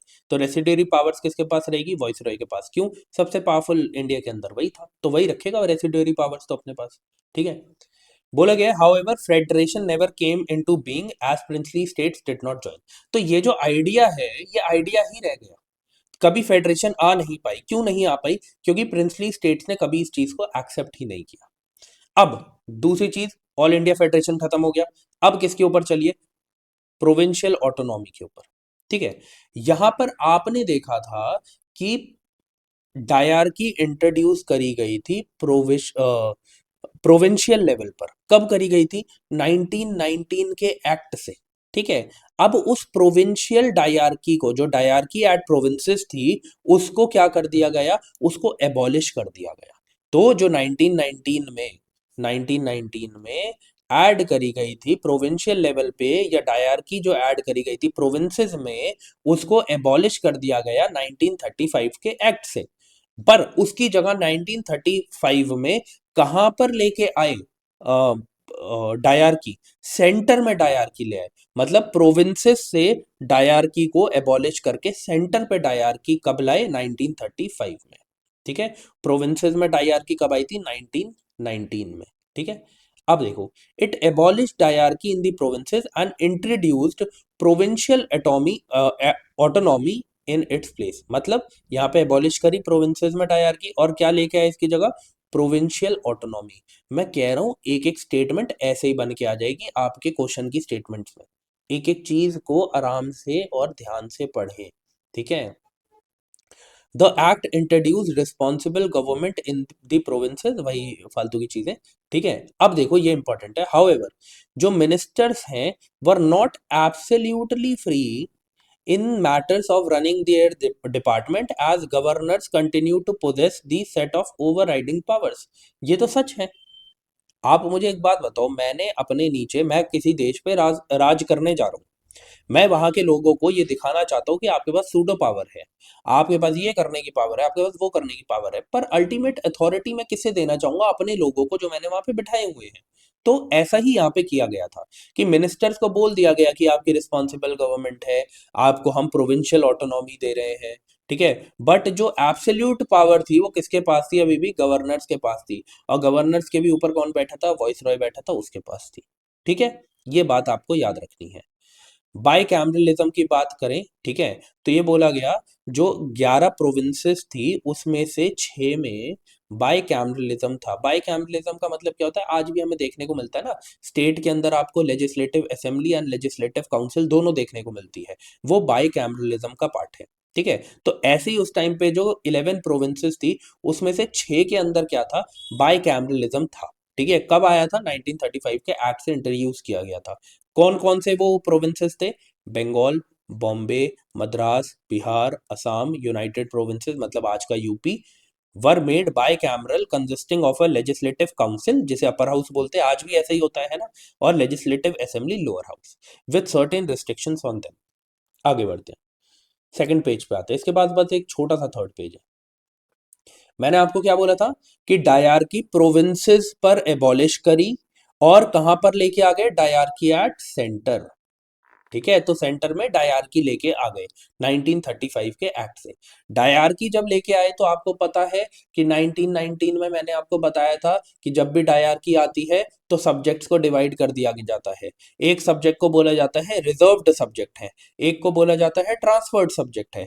तो तब भी प्रोविंसेस में जब डायरकी आई तो रिजर्व्ड सब्जेक्ट और ट्रांसफर्ड सब्जेक्ट्स को लाया गया। ऐसे ही अब जब सेंटर में डायरकी लाई जा रही है तो अब यहाँ पर भी रिजर्व्ड सब्जेक्ट्स आए और ट्रांसफर्ड सब्जेक्ट्स आए। सिंपल सी बात समझने की ये है कि रिजर्व सब्जेक्ट्स का वो मतलब है जो ये अपने पास रखना चाह रहे थे, जो ब्रिटिश गवर्नमेंट थी अपने पास रखना चाह रही थी कि ये रिजर्व सब्जेक्ट्स है, इस पे आप बात नहीं कर सकते हैं। और ट्रांसफर्ड सब्जेक्ट्स वो कौन से रखना चाह रहे थे? वो सब्जेक्ट जो कि उन्हें लग रहा था कि हाँ भाई अब हमारे बस की बात नहीं है इन्हें संभालना, और ना ही हमें कोई फायदा हो रहा है। समझे इस बात को? तो यहाँ पे ये खत्म हो रहा है। इसके बाद उन्होंने रिजर्व सब्जेक्ट्स कौन कौन से रखे थे वो यहाँ पे मैंने ऐड किया है। रिलीजियस अफेयर्स हो डिफेंस तो अपने पास ही रखेंगे, एडमिनिस्ट्रेशन ऑफ ट्राइबल एरियाज हो, एक्सटर्नल अफेयर्स हो, ये सब रिजर्व सब्जेक्ट में थे। ट्रांसफर में कौन से रख दिए थे कि अच्छा लोकल लेवल पे तुम जाके काम कर लो, एजुकेशन पे तुम काम कर लो अपनी। तो ये सारे सब्जेक्ट जिससे उन्हें फायदा नहीं हो रहा था वो उन्होंने ट्रांसफर्ड सब्जेक्ट्स में रख दिए। ठीक है, गवर्नर जनरल क्या था? मैंने फिर से बोला सारी पावर्स वो किसके पास रखेंगे? वो अपने पास रखेंगे। उन्होंने बोल दिया कि ट्रांसफर सब्जेक्ट्स आपको दे रहे हैं, आप इस पे लॉ बनाइए, आप इस पे कुछ भी करिए। पर जो ओवरऑल इंचार्ज था, ओवरऑल पावर थी, वो आज भी उस टाइम पे भी किसके पास थी? गवर्नर जनरल, जिसे वॉइस रॉय भी बोलते थे। ठीक है, तो रिजर्व्ड हो या ट्रांसफर्ड हो, अल्टीमेट पावर इसी के पास है। अब आप देख रहे हो कि कितनी सूडो पावर्स दी जा रही थी, कि देकर बोलते थे कि अगर हमें अच्छा नहीं लगा बाबा तो हम ये आपसे पावर छीन भी सकते हैं, हम खुद ही लॉ बना लेंगे। ठीक है, कॉमनल क्लास रिप्रेजेंटेशन उस टाइम पर ना, जो ये कॉमनल क्लासेस थी या कॉमनल रिप्रेजेंटेशन था, इसे और बढ़ा दिया गया था। ठीक है, तो यहाँ पे लिखा गया the act further extended the principle of communal representation by providing separate electorates for depressed classes. ठीक है, विमेन एंड लेबरर्स, इन तीनों के लिए भी सेपरेट इलेक्टोरेट बना दिया गया। ठीक है, तो कॉमनल रिप्रेजेंटेशन और ज्यादा बढ़ाई जा रही थी, क्लास रिप्रेजेंटेशन और ज्यादा बढ़ाई जा रही थी। ठीक है, ये चीज आपको याद रखना है। अब इस एक्ट के बाद क्या हुआ? 33% जो है फेडरल लेजिस्लेचर में, वो किसको दे दिया गया इलेक्टोरेट? मुस्लिम्स को दे दिया गया। ठीक है, अब और कुछ इंपॉर्टेंट पॉइंटर्स हैं, वो आप देख लो। It abolish the council of India establish by the government of India act 1858। मैंने क्यों लिखा है? स्टेटमेंट ऐसी बनाई जाती है। पहले वो ये चाहेंगे आपको ये पता हो कि काउंसिल ऑफ इंडिया को कब एबॉलिश किया गया था, तो पता चल गया 1935 में। पर काउंसिल ऑफ इंडिया को लाया कब गया था? तो 1858 में लाया गया था, इसे भी याद रखना। ठीक है, रिजर्व बैंक ऑफ इंडिया को एस्टैब्लिश किया गया, वोटिंग राइट्स को एक्सटेंड किया गया। याद रखना 100% वोटिंग राइट्स नहीं थे। ठीक है, अब भी सिर्फ 14% पॉपुलेशन जो थी उनको वोटिंग राइट्स दिए गए थे, सबको वोटिंग राइट्स नहीं दिए गए थे। ठीक है, फेडरल कोर्ट बनाया गया जिसे बाद में 1950 में चेंज कर दिया गया, किससे? सुप्रीम कोर्ट ऑफ इंडिया से। ठीक है, तो फेडरल कोर्ट लाया गया कब? 1937 में, इस एक्ट से उसे एस्टैब्लिश किया गया। Plus supreme court of India ने उसको क्या करा, उसको डिसकंटिन्यू किया फेडरल कोर्ट को, और उसकी जगह कौन आ गया, सुप्रीम कोर्ट ऑफ इंडिया। कब आया, 1950 में। ये चीजें आपको याद करनी है, पीडीएफ मिल जाएगी, अभी समझ लो फिर पढ़ लो, सब याद हो जाएगा। ठीक है, आगे बढ़ते हैं। देखिए यहाँ पे जो है बोला गया है, कंसिडर द फॉलोइंग स्टेटमेंट्स, और ये स्पीकर से रिलेटेड क्वेश्चन है। ठीक है, स्पीकर से रिलेटेड क्वेश्चन है। अब मैं क्यों कह रहा था आज की क्लास लंबी जाएगी, क्योंकि अब जब स्पीकर इधर आ गया है तो मेरा कहना यह है कि स्पीकर ऑफ लेजिस्लेटिव असेंबली से अच्छा है स्पीकर ऑफ लोकसभा। आप बार बार पढ़ लो, क्योंकि उसी की तरह स्पीकर ऑफ लेजिस्लेटिव असेंबली है। ठीक है, तो अब मैं क्या करूंगा, आपको स्पीकर ऑफ लोकसभा का भी पूरा स्टैटिक का पार्ट अभी करवा दूंगा। ठीक है, आज मुझे पता है कि बहुत ज्यादा क्वेश्चंस है, समझने वाले सोचने वाले, तो बैठे रहो, दिल थाम लो। ठीक है, 15 सेकंड्स है, स्टेटमेंट पढ़ो, उसके बाद मैं आपको समझाता हूँ।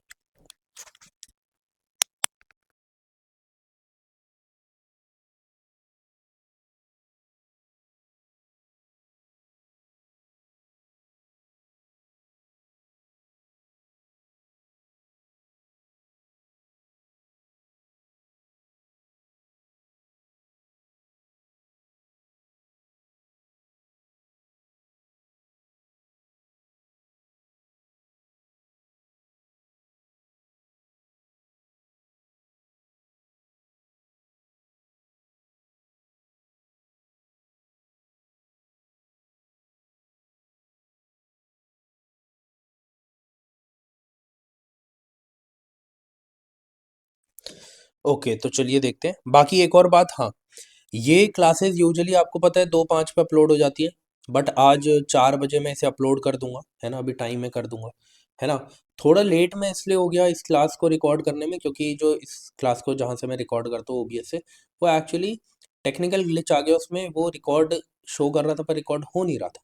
ठीक है, तो ये प्रॉब्लम आ गई थी, इस वजह से आज मैं इसे 2:05 पे अपलोड नहीं कर पाया, 4 बजे कर रहा हूँ।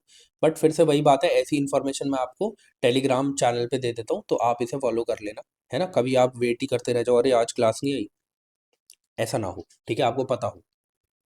अब देखो जरा, यहां पे लिखा गया है, the speaker of legislative assembly shall vacate his her office if she ceases to be a member of assembly. ठीक है, क्या ये सच है? बिल्कुल ये सच है। अब एक बात बताओ, स्पीकर कहां से आया?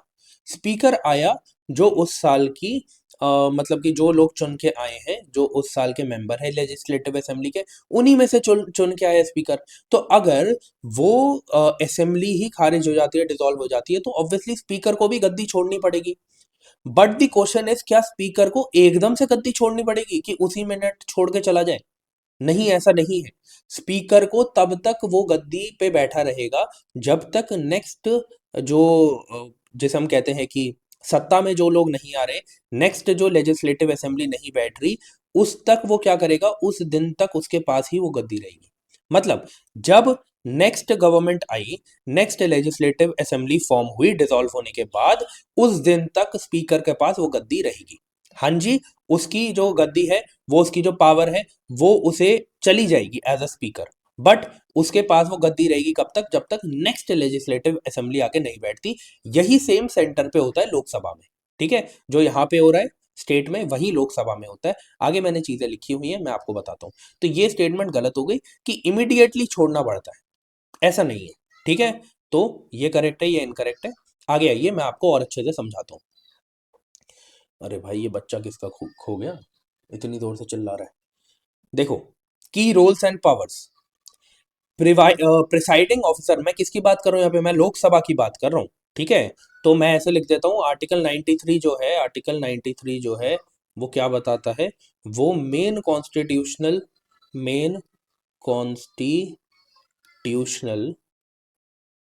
Constitutional provisions. भाई मैं मतलब कि एक्सपेक्ट ही कर सकता हूँ बस कि आप तक ये आवाज़ें ना पहुंच रही हो बच्चों की। ये एक्चुअली बहुत ज़्यादा खुश हो जाते हैं जब इनके ट्यूशन की छुट्टी होती है ना। इनकी ट्यूशन की छुट्टी हो गई, कहीं से ये आ रहे होते हैं अपना, और उसके बाद ये हुड़दंग मचाते हैं। ठीक है, बहुत मज़ा आ रहा होता है इन्हें। Main constitutional provision of speaker speaker speaker of Lok Sabha कहाँ पे दिया गया है, आर्टिकल 93 में। ये प्लीज आर्टिकल आप याद रखना। इसमें कुछ की रोल्स हैं जो दिए गए हैं और पावर दी गई हैं किसकी? स्पीकर ऑफ लोकसभा की। किसके पास है? एक मिनट में आपको बताता हूँ, मुझे बस एक सेकंड दीजिए आप। मैं देखता हूँ, ये बच्चे ज़्यादा है। अब रुक गए एकदम ही। चलो कोई बात नहीं, पढ़ लेते हैं। देखो, प्रिसाइडिंग ऑफिसर कौन है? Presiding officer conducts the Lok Sabha business, maintains decorum and controls proceeding. तो ये प्रिसाइडिंग ऑफिसर कौन है? Obviously speaker of Lok Sabha. Speaker of Lok Sabha, ठीक है। फाइनल अथॉरिटी किस किस चीज में इनके पास फाइनल अथॉरिटी होती है? अभी मनी बिल आपको पढ़ाया, ठीक है। तो मनी बिल की भी फाइनल अथॉरिटी किसके पास है डिसाइड करने की? Speaker of Lok Sabha. और भी क्या चीज है स्पीकर ऑफ लोकसभा के पास? और भी किन चीज की फाइनल अथॉरिटी है? Interpret constitution. कहाँ पर? सुप्रीम कोर्ट की वो पावर अलग है कि वो इंटरप्रेट करते हैं, हाई कोर्ट की पावर अलग है कि कॉन्स्टिट्यूशन को इंटरप्रेट कर रहे हैं। बट पार्लियामेंट के अंदर जब सेशन हो रहा है तो वो अथॉरिटी किसके पास है? वहां पे ये अथॉरिटी है स्पीकर के पास, ठीक है। रूल्स को समझना, पढ़ना, बताना, ये रूल का ये मतलब है, ठीक है। ये किसके पास है अथॉरिटी? एक सेशन के अंदर लोकसभा के स्पीकर के पास, ठीक है। मनी बिल के रिलेटेड पावर क्या है? कि यही बताएंगे कि कोई भी बिल मनी बिल है या नहीं है, और इनका डिसीजन फाइनल होगा। Anti defection. एंटी डिफेक्शन आपको पता है क्या होता है? एंटी डिफेक्शन दल बदल, ठीक है। कि पहले इलेक्ट कहीं और से हो गया है किसी और पार्टी से, और फिर किसी और का साथ देने लगे, ठीक है, किसी और की बात मानने लगे, वो एंटी डिफेक्शन होता है। तो ये भी कौन डिसाइड कर रहा है कि कौन ऐसा कर रहा है या नहीं कर रहा है, और डिस्क्वालीफाई कौन करेगा? आपको याद रखना है, स्पीकर ऑफ लोकसभा ही करेगा, ठीक है। जो एंटी डिफेक्शन है वो कौन से स्केड्यूल में दिया गया है? 10 स्केड्यूल में दिया गया है। जॉइंट सेटिंग्स की बात करें, जॉइंट सेटिंग्स को प्रिसाइड कौन करेगा? ठीक है। कौन वहां पर जब लोकसभा और राज्यसभा साथ में आके बैठते हैं तो उस मीटिंग को प्रिसाइड कौन करेगा? कौन लेगा उस मीटिंग को? तो वो लेंगे स्पीकर ऑफ लोकसभा, ठीक है। बट अगर वहीं पर आपसे पूछा जाए कि इन मीटिंग को बुलाता कौन है, ठीक है, इन मीटिंग को बुलाता कौन है, तो इन मीटिंग को बुलाते प्रेसिडेंट है, और प्रिसाइड कौन करते हैं? Speaker of Lok Sabha. ये आपको याद रखना है, ठीक है।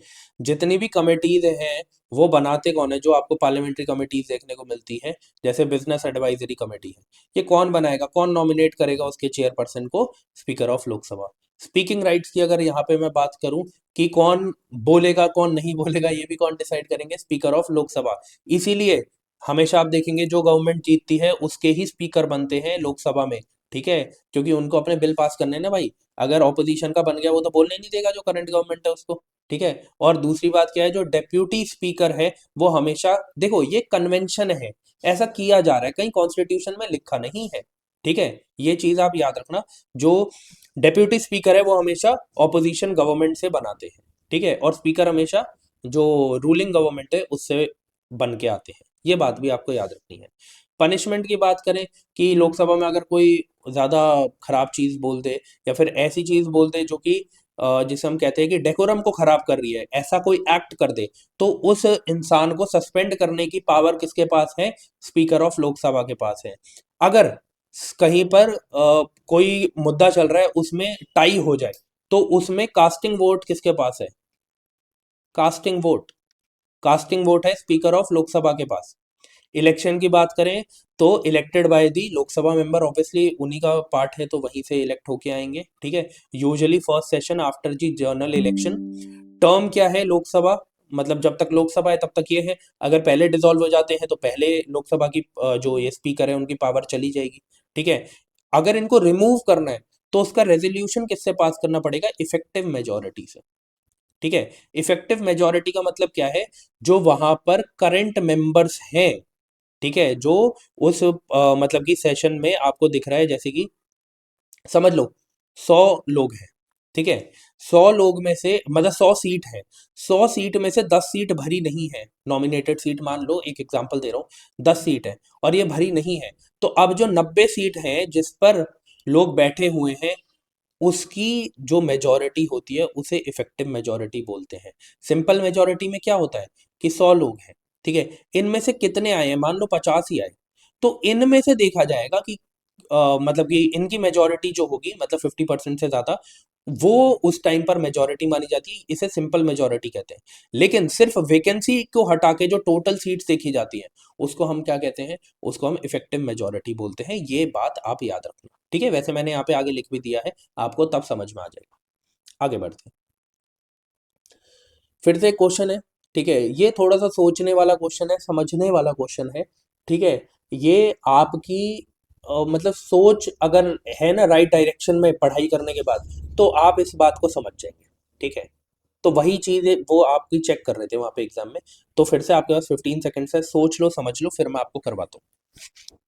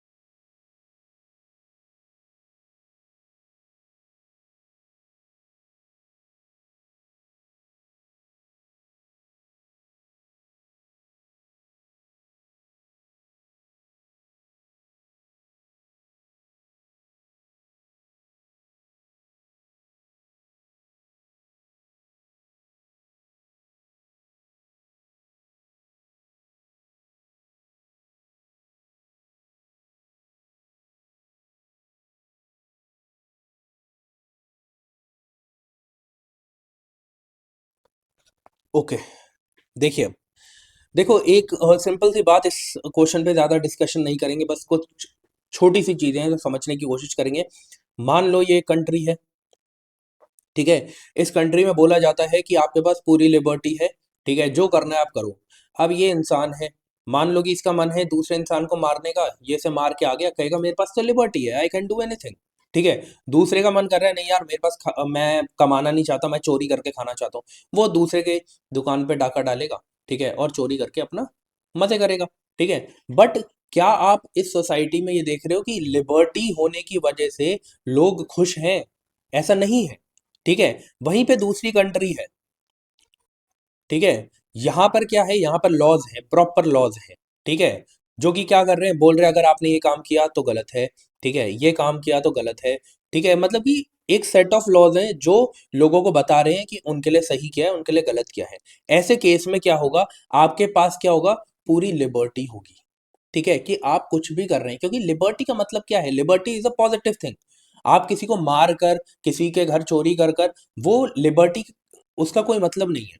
लिबर्टी कब होगी, जब आपको पता है मैं रोड पे जा रहा हूँ और मैं सेफ हूं, मैं रोड पे जा रही हूँ, मैं सेफ हूं। ठीक है, क्यों? क्योंकि एक लॉ के तहत सब कुछ बाउंडेड है, और सब सब लॉ को फॉलो कर रहे हैं। ठीक है, और जो लॉ को फॉलो नहीं कर रहे उसके लिए पनिशमेंट्स भी हैं। ठीक है, तो आप अब सेफली घूम पाएंगे, सेफली काम कर पाएंगे। ठीक है, सेफली कुछ भी करेंगे लाइफ में। ठीक है, तो इसका मतलब क्या है कि अगर कहीं पर आपको फुल लिबर्टी को, पॉजिटिव लिबर्टी को महसूस करना है या जीना है, तो वहां पर लॉज होना जरूरी है। बिना लॉज के आप पॉजिटिव लिबर्टी को जी नहीं सकते। ठीक है, उसको एंजॉय नहीं कर सकते। समझे इस बात को? तो इसलिए अब जब बी पे आएंगे तो यहाँ पे लिखा है, if there are no laws there is no liberty, this is true. अगर लॉज नहीं होंगे तो आप लिबर्टी भी इंजॉय नहीं कर सकते। ठीक है, बोला गया if there are more laws there is less liberty, ऐसा नहीं है। ठीक है, ये गलत है statement. If there is liberty, laws have to be made by the people, ऐसा भी सच नहीं है। नहीं तो फिर तो कुछ भी लॉज बन जाएंगे। If laws are changed too often, liberty is in danger, ऐसा कुछ भी नहीं है। ये तो अच्छी बात है।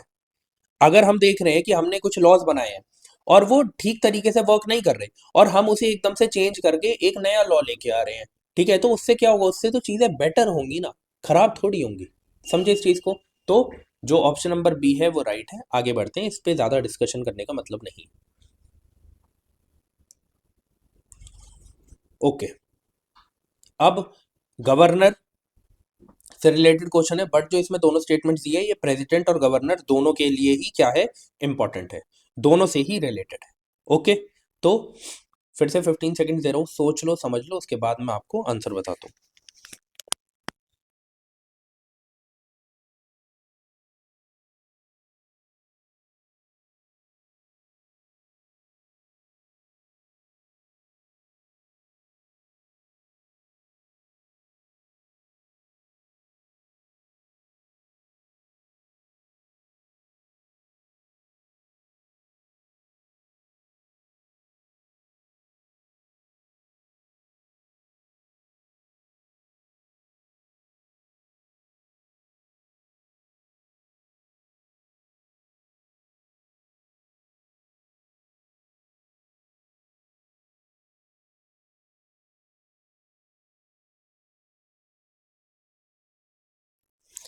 चलिए, बोला गया है no criminal proceedings shall be instituted against the governor of state in any court during his term of office.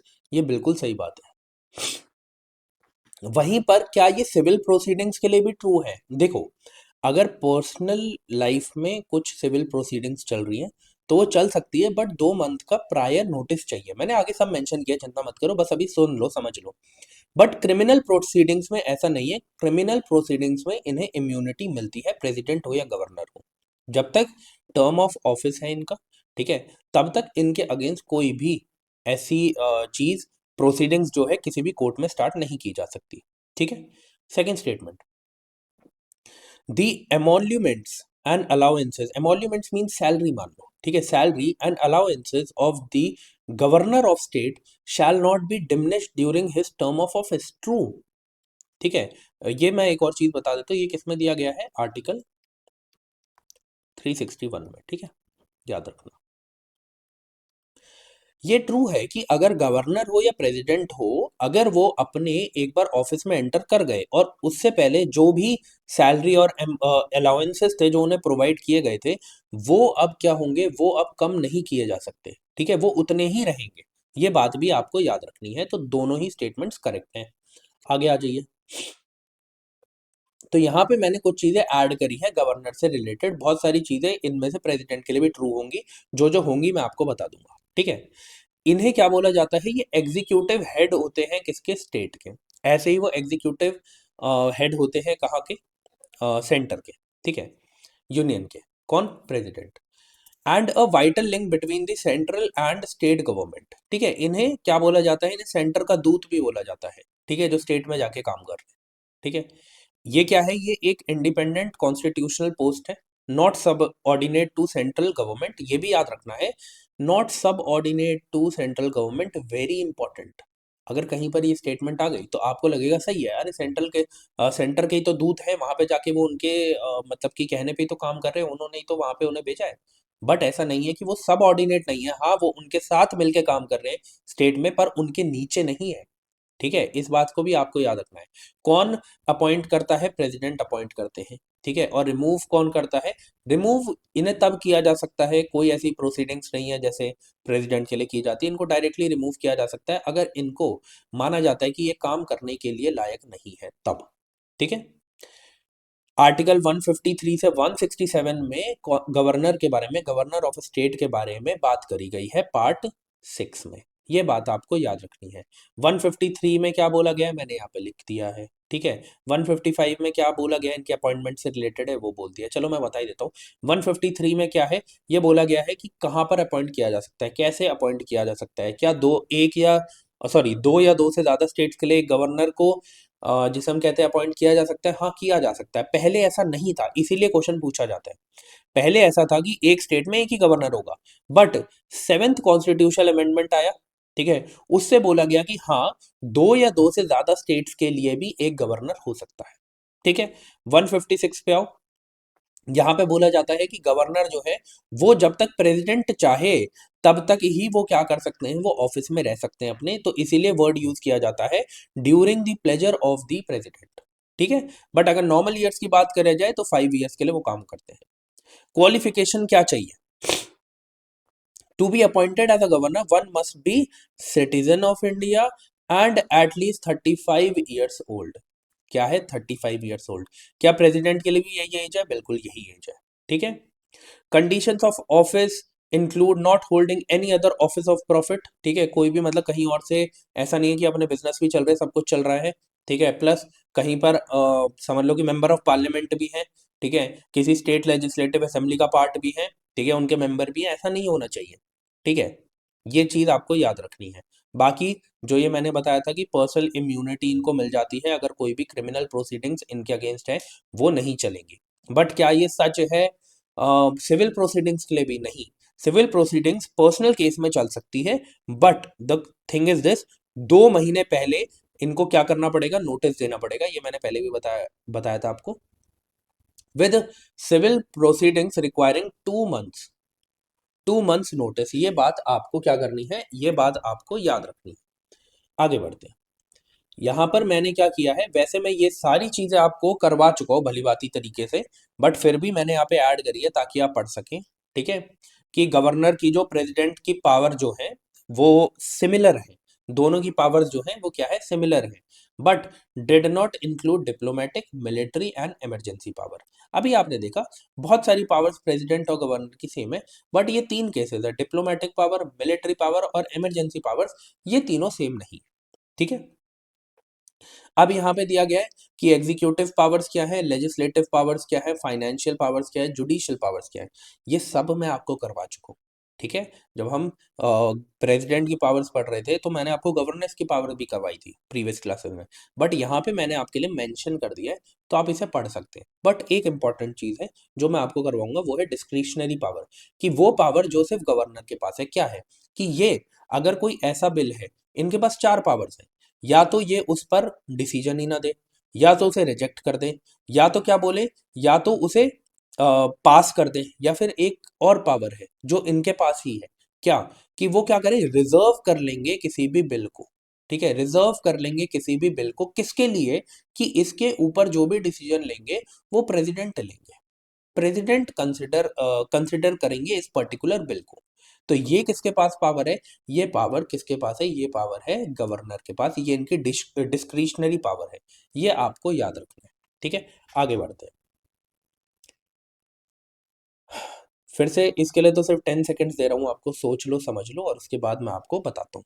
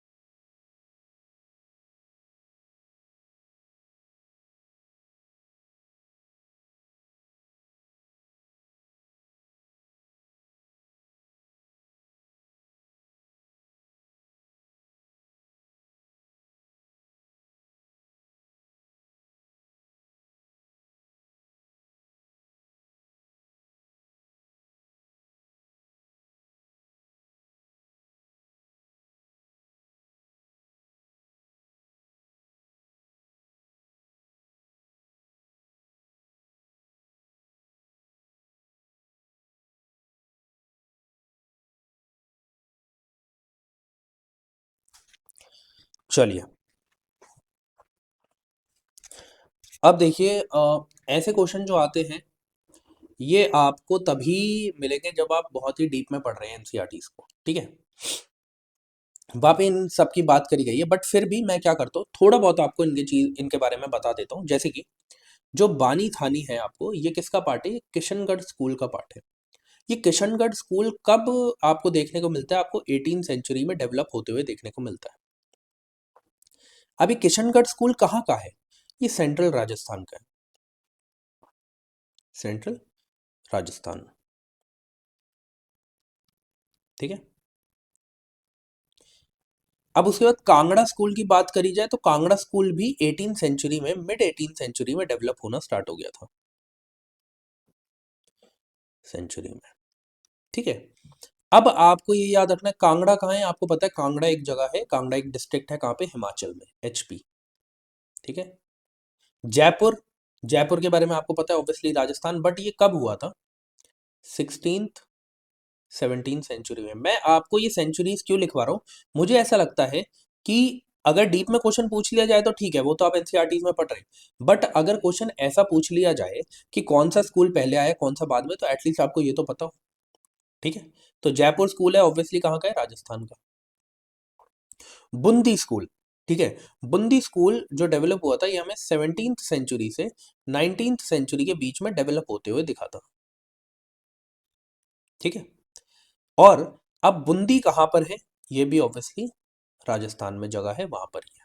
ठीक है, तो तीन इनमें से राजस्थान की जगह है, एक किसका है, कांगड़ा स्कूल हिमाचल का है, ये आपको याद रखना है। आगे बढ़ते हैं, और इसका राइट आंसर, बानी थानी की बात करी जाए तो किशनगढ़ स्कूल का ये एक वेल नोन पेंटिंग थी। आगे बढ़ते हैं, इस क्वेश्चन में टाइम देने का कोई मतलब नहीं है। रीजन, उस साल के लिए इंपॉर्टेंट था, इस साल के लिए इंपॉर्टेंट नहीं है। इस साल के लिए जो इंपॉर्टेंट है हम करंट अफेयर्स में कर रहे हैं। अक्टूबर की करंट अफेयर्स में डाल चुका हूँ पूरे मंथ की। नवंबर में प्लेसेस एंड न्यूज डाल दी है। आप इन सेशंस को पहले देखिए, उसके बाद आपको इस सैटरडे न्यू सेशंस भी देखने को मिल जाएंगे। अब ये क्या है, an American anti missile system. ठीक है, अमेरिकन, यूएस से लेके आए थे थर्ड नाम से। ठीक है, आगे बढ़ते हैं। जहाँ टाइम नहीं देना वहाँ देंगे भी नहीं, जहाँ टाइम देना आपको पता है हम भली भांति तरीके से, पूरी तरीके से उसे टाइम दे रहे हैं।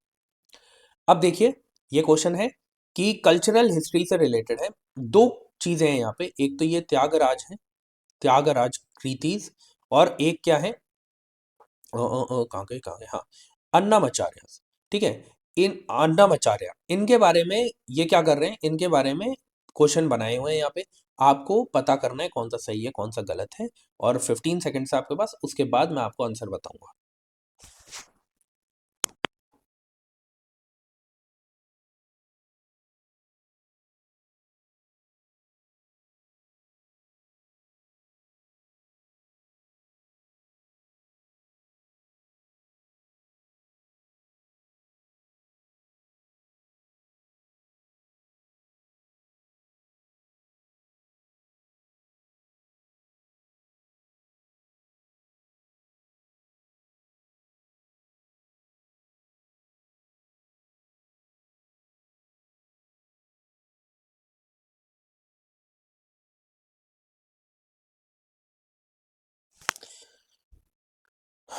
चलिए, अब देखिए जरा, यहाँ पे बोला गया है most of the Tyagaraja kritis are devotional song in the praise of Lord Krishna. नहीं, ये तो लॉर्ड राम के भक्त थे, राम। ठीक है, रामा लिखा जाता है किसमें, इंग्लिश में, बट राम। ठीक है, याद रखना। अब सेकंड स्टेटमेंट आप आंख बंद करके सही मान सकते हो, क्यों? बोला गया है Tyagaraja created several new ragas. यार एक बात सोचो कि क्या बोला 10 राग, क्या बोला 20 राग, क्या बोला कि इस शताब्दी में राग बनाए थे, क्या ऐसा कुछ बोला राग्स के बारे में? बस इतनी सिंपल स्टेटमेंट दे दी, क्रिएटेड सेवरल न्यू राग्स। क्यों नहीं हो सकते? ठीक है, तो जब भी ऐसे बहुत ही सिंपल स्टेटमेंट, वेग स्टेटमेंट, कोई बहुत ज्यादा डेटा नहीं दिया, कोई बहुत ज्यादा ये नहीं बोला कि हाँ ये आप समझ लो वो स्टेटमेंट्स करेक्ट है, जैसे ये भी करेक्ट है, इससे ही आप एक ऑप्शन को एलिमिनेट कर देते। ठीक है, फिर बात आई अन्नमाचार्य और त्यागराज जो है, ये बोला गया इन ये दोनों कंटेम्परेरीज थे। नहीं यार देखो, इनका जो जन्म हुआ ये हुआ 1767 में। ठीक है, कहाँ पे, तमिलनाडु में, तंजावुर जगह है वहां पे। और वहीं पे अन्नमाचार्य जो है, उनका जन्म होता है 15th सेंचुरी एडी में। ठीक है, तो कंटेम्परेरीज है नहीं। 15 सेंचुरी का मतलब क्या है, 1400s में। और क्या है, आपको यहाँ पे साफ 300 साल का फर्क दिख रहा है, तो कंटेम्परेरीज नहीं है। और मैंने एक और चीज नोटिस करी है, आगे आने वाले सालों में जब आप क्वेश्चन देखेंगे ना, जब भी किन्हीं कोई भी दो लोग हैं उनको कंटेम्परेरी बताया हुआ है, तो वो स्टेटमेंट सारी गलत है। ठीक है, अब मैं ये नहीं बोल रहा आपको कि आगे आने वाले सालों में भी सारी गलत होंगी, मतलब कि जो 2026, 27, 28 में। बट मैं आपसे ये कह रहा हूँ कि आप आगे आने वाले सालों में, और इस साल से ये चीज स्टार्ट करी गई थी कि कंटेम्परेरीज जो इन्होंने दिए हैं वो स्टेटमेंट इन्होंने गलत ही दी सारी। अभी आगे भी आपको देखने को मिलेगा। ठीक है, तो ये चीजें भी देखो कि गलत होने के जो अभी तक स्ट्राइक रेट है इसका वो 100% है। ठीक है, बोला गया जो अन्नाचार्य की कीर्तन सा devotional song in the praise of long lord Venkateswara. बिल्कुल, वेंकटेश्वर एक्चुअल में किसे बोला जाता है, ये अ फॉर्म ऑफ विष्णु है, विष्णु। ठीक है, तो ये करेक्ट है, बाकी ये गलत हुआ, ये गलत हुआ। ठीक है, तो 2 और 4 जो है वो राइट ऑप्शन है। ठीक है, ये चीज आपको याद रखनी है। आगे बढ़ते हैं, लास्ट क्वेश्चन आज की क्लास का। आज की क्लास जो है काफी कुछ सीखने को मिला आज की क्लास में हमें, है ना? एक और चीज हम सीखेंगे, ये जो रूल ऑफ लॉ के बारे में है, जो स्टेटमेंट इसमें से गलत है वो स्टेटमेंट मैं पहले आपको समझा चुका हूँ प्रीवियस ईयर पेपर्स में। अब मैं देखता हूं क्या आप उसे कैच कर पाते हो या नहीं कर पाते। फिर से आपके पास 15 सेकंड्स है, सोच लो समझ लो, फिर मैं आपको बताता हूँ।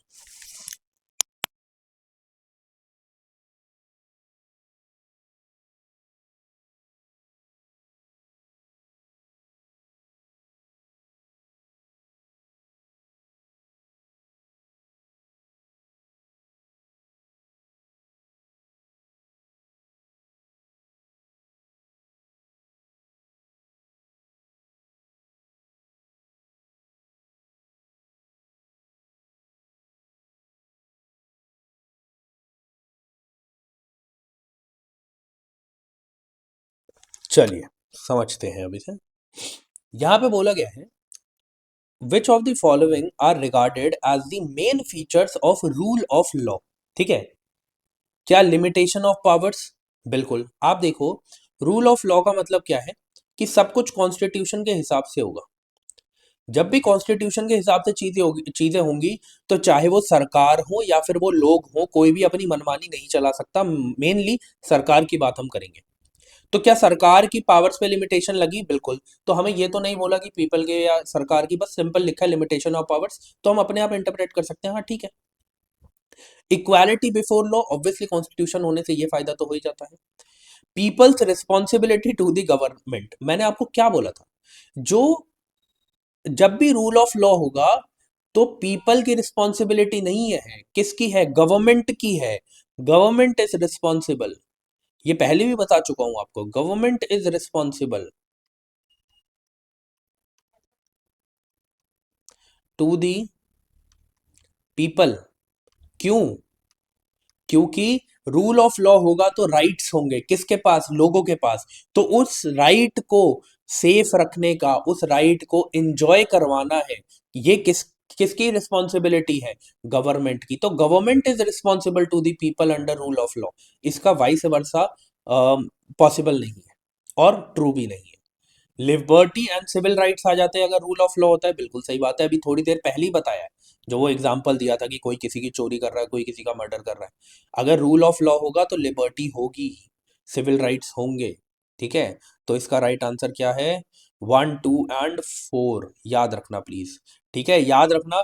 ड्यूटीज जो होती हैं वो पीपल की होती है, गवर्नमेंट से रिलेटेड, मतलब कि गवर्नमेंट बोलती है कि ये आपका काम है, आपको करना है लोगों को। बट अगर राइट्स की बात करें तो लोग बोलते हैं कि ये आपकी रिस्पॉन्सिबिलिटी है गवर्नमेंट की, कि आप इस तरीके से काम करेंगे कि हमें अपने राइट्स, हमारे राइट्स एंजॉय करने देंगे। ठीक है, तो आज की क्लास में बस इतना ही है। ठीक है, अब हम मिलते हैं अपनी अगली क्लास में जो होगी कल। तब तक के लिए जय हिंद।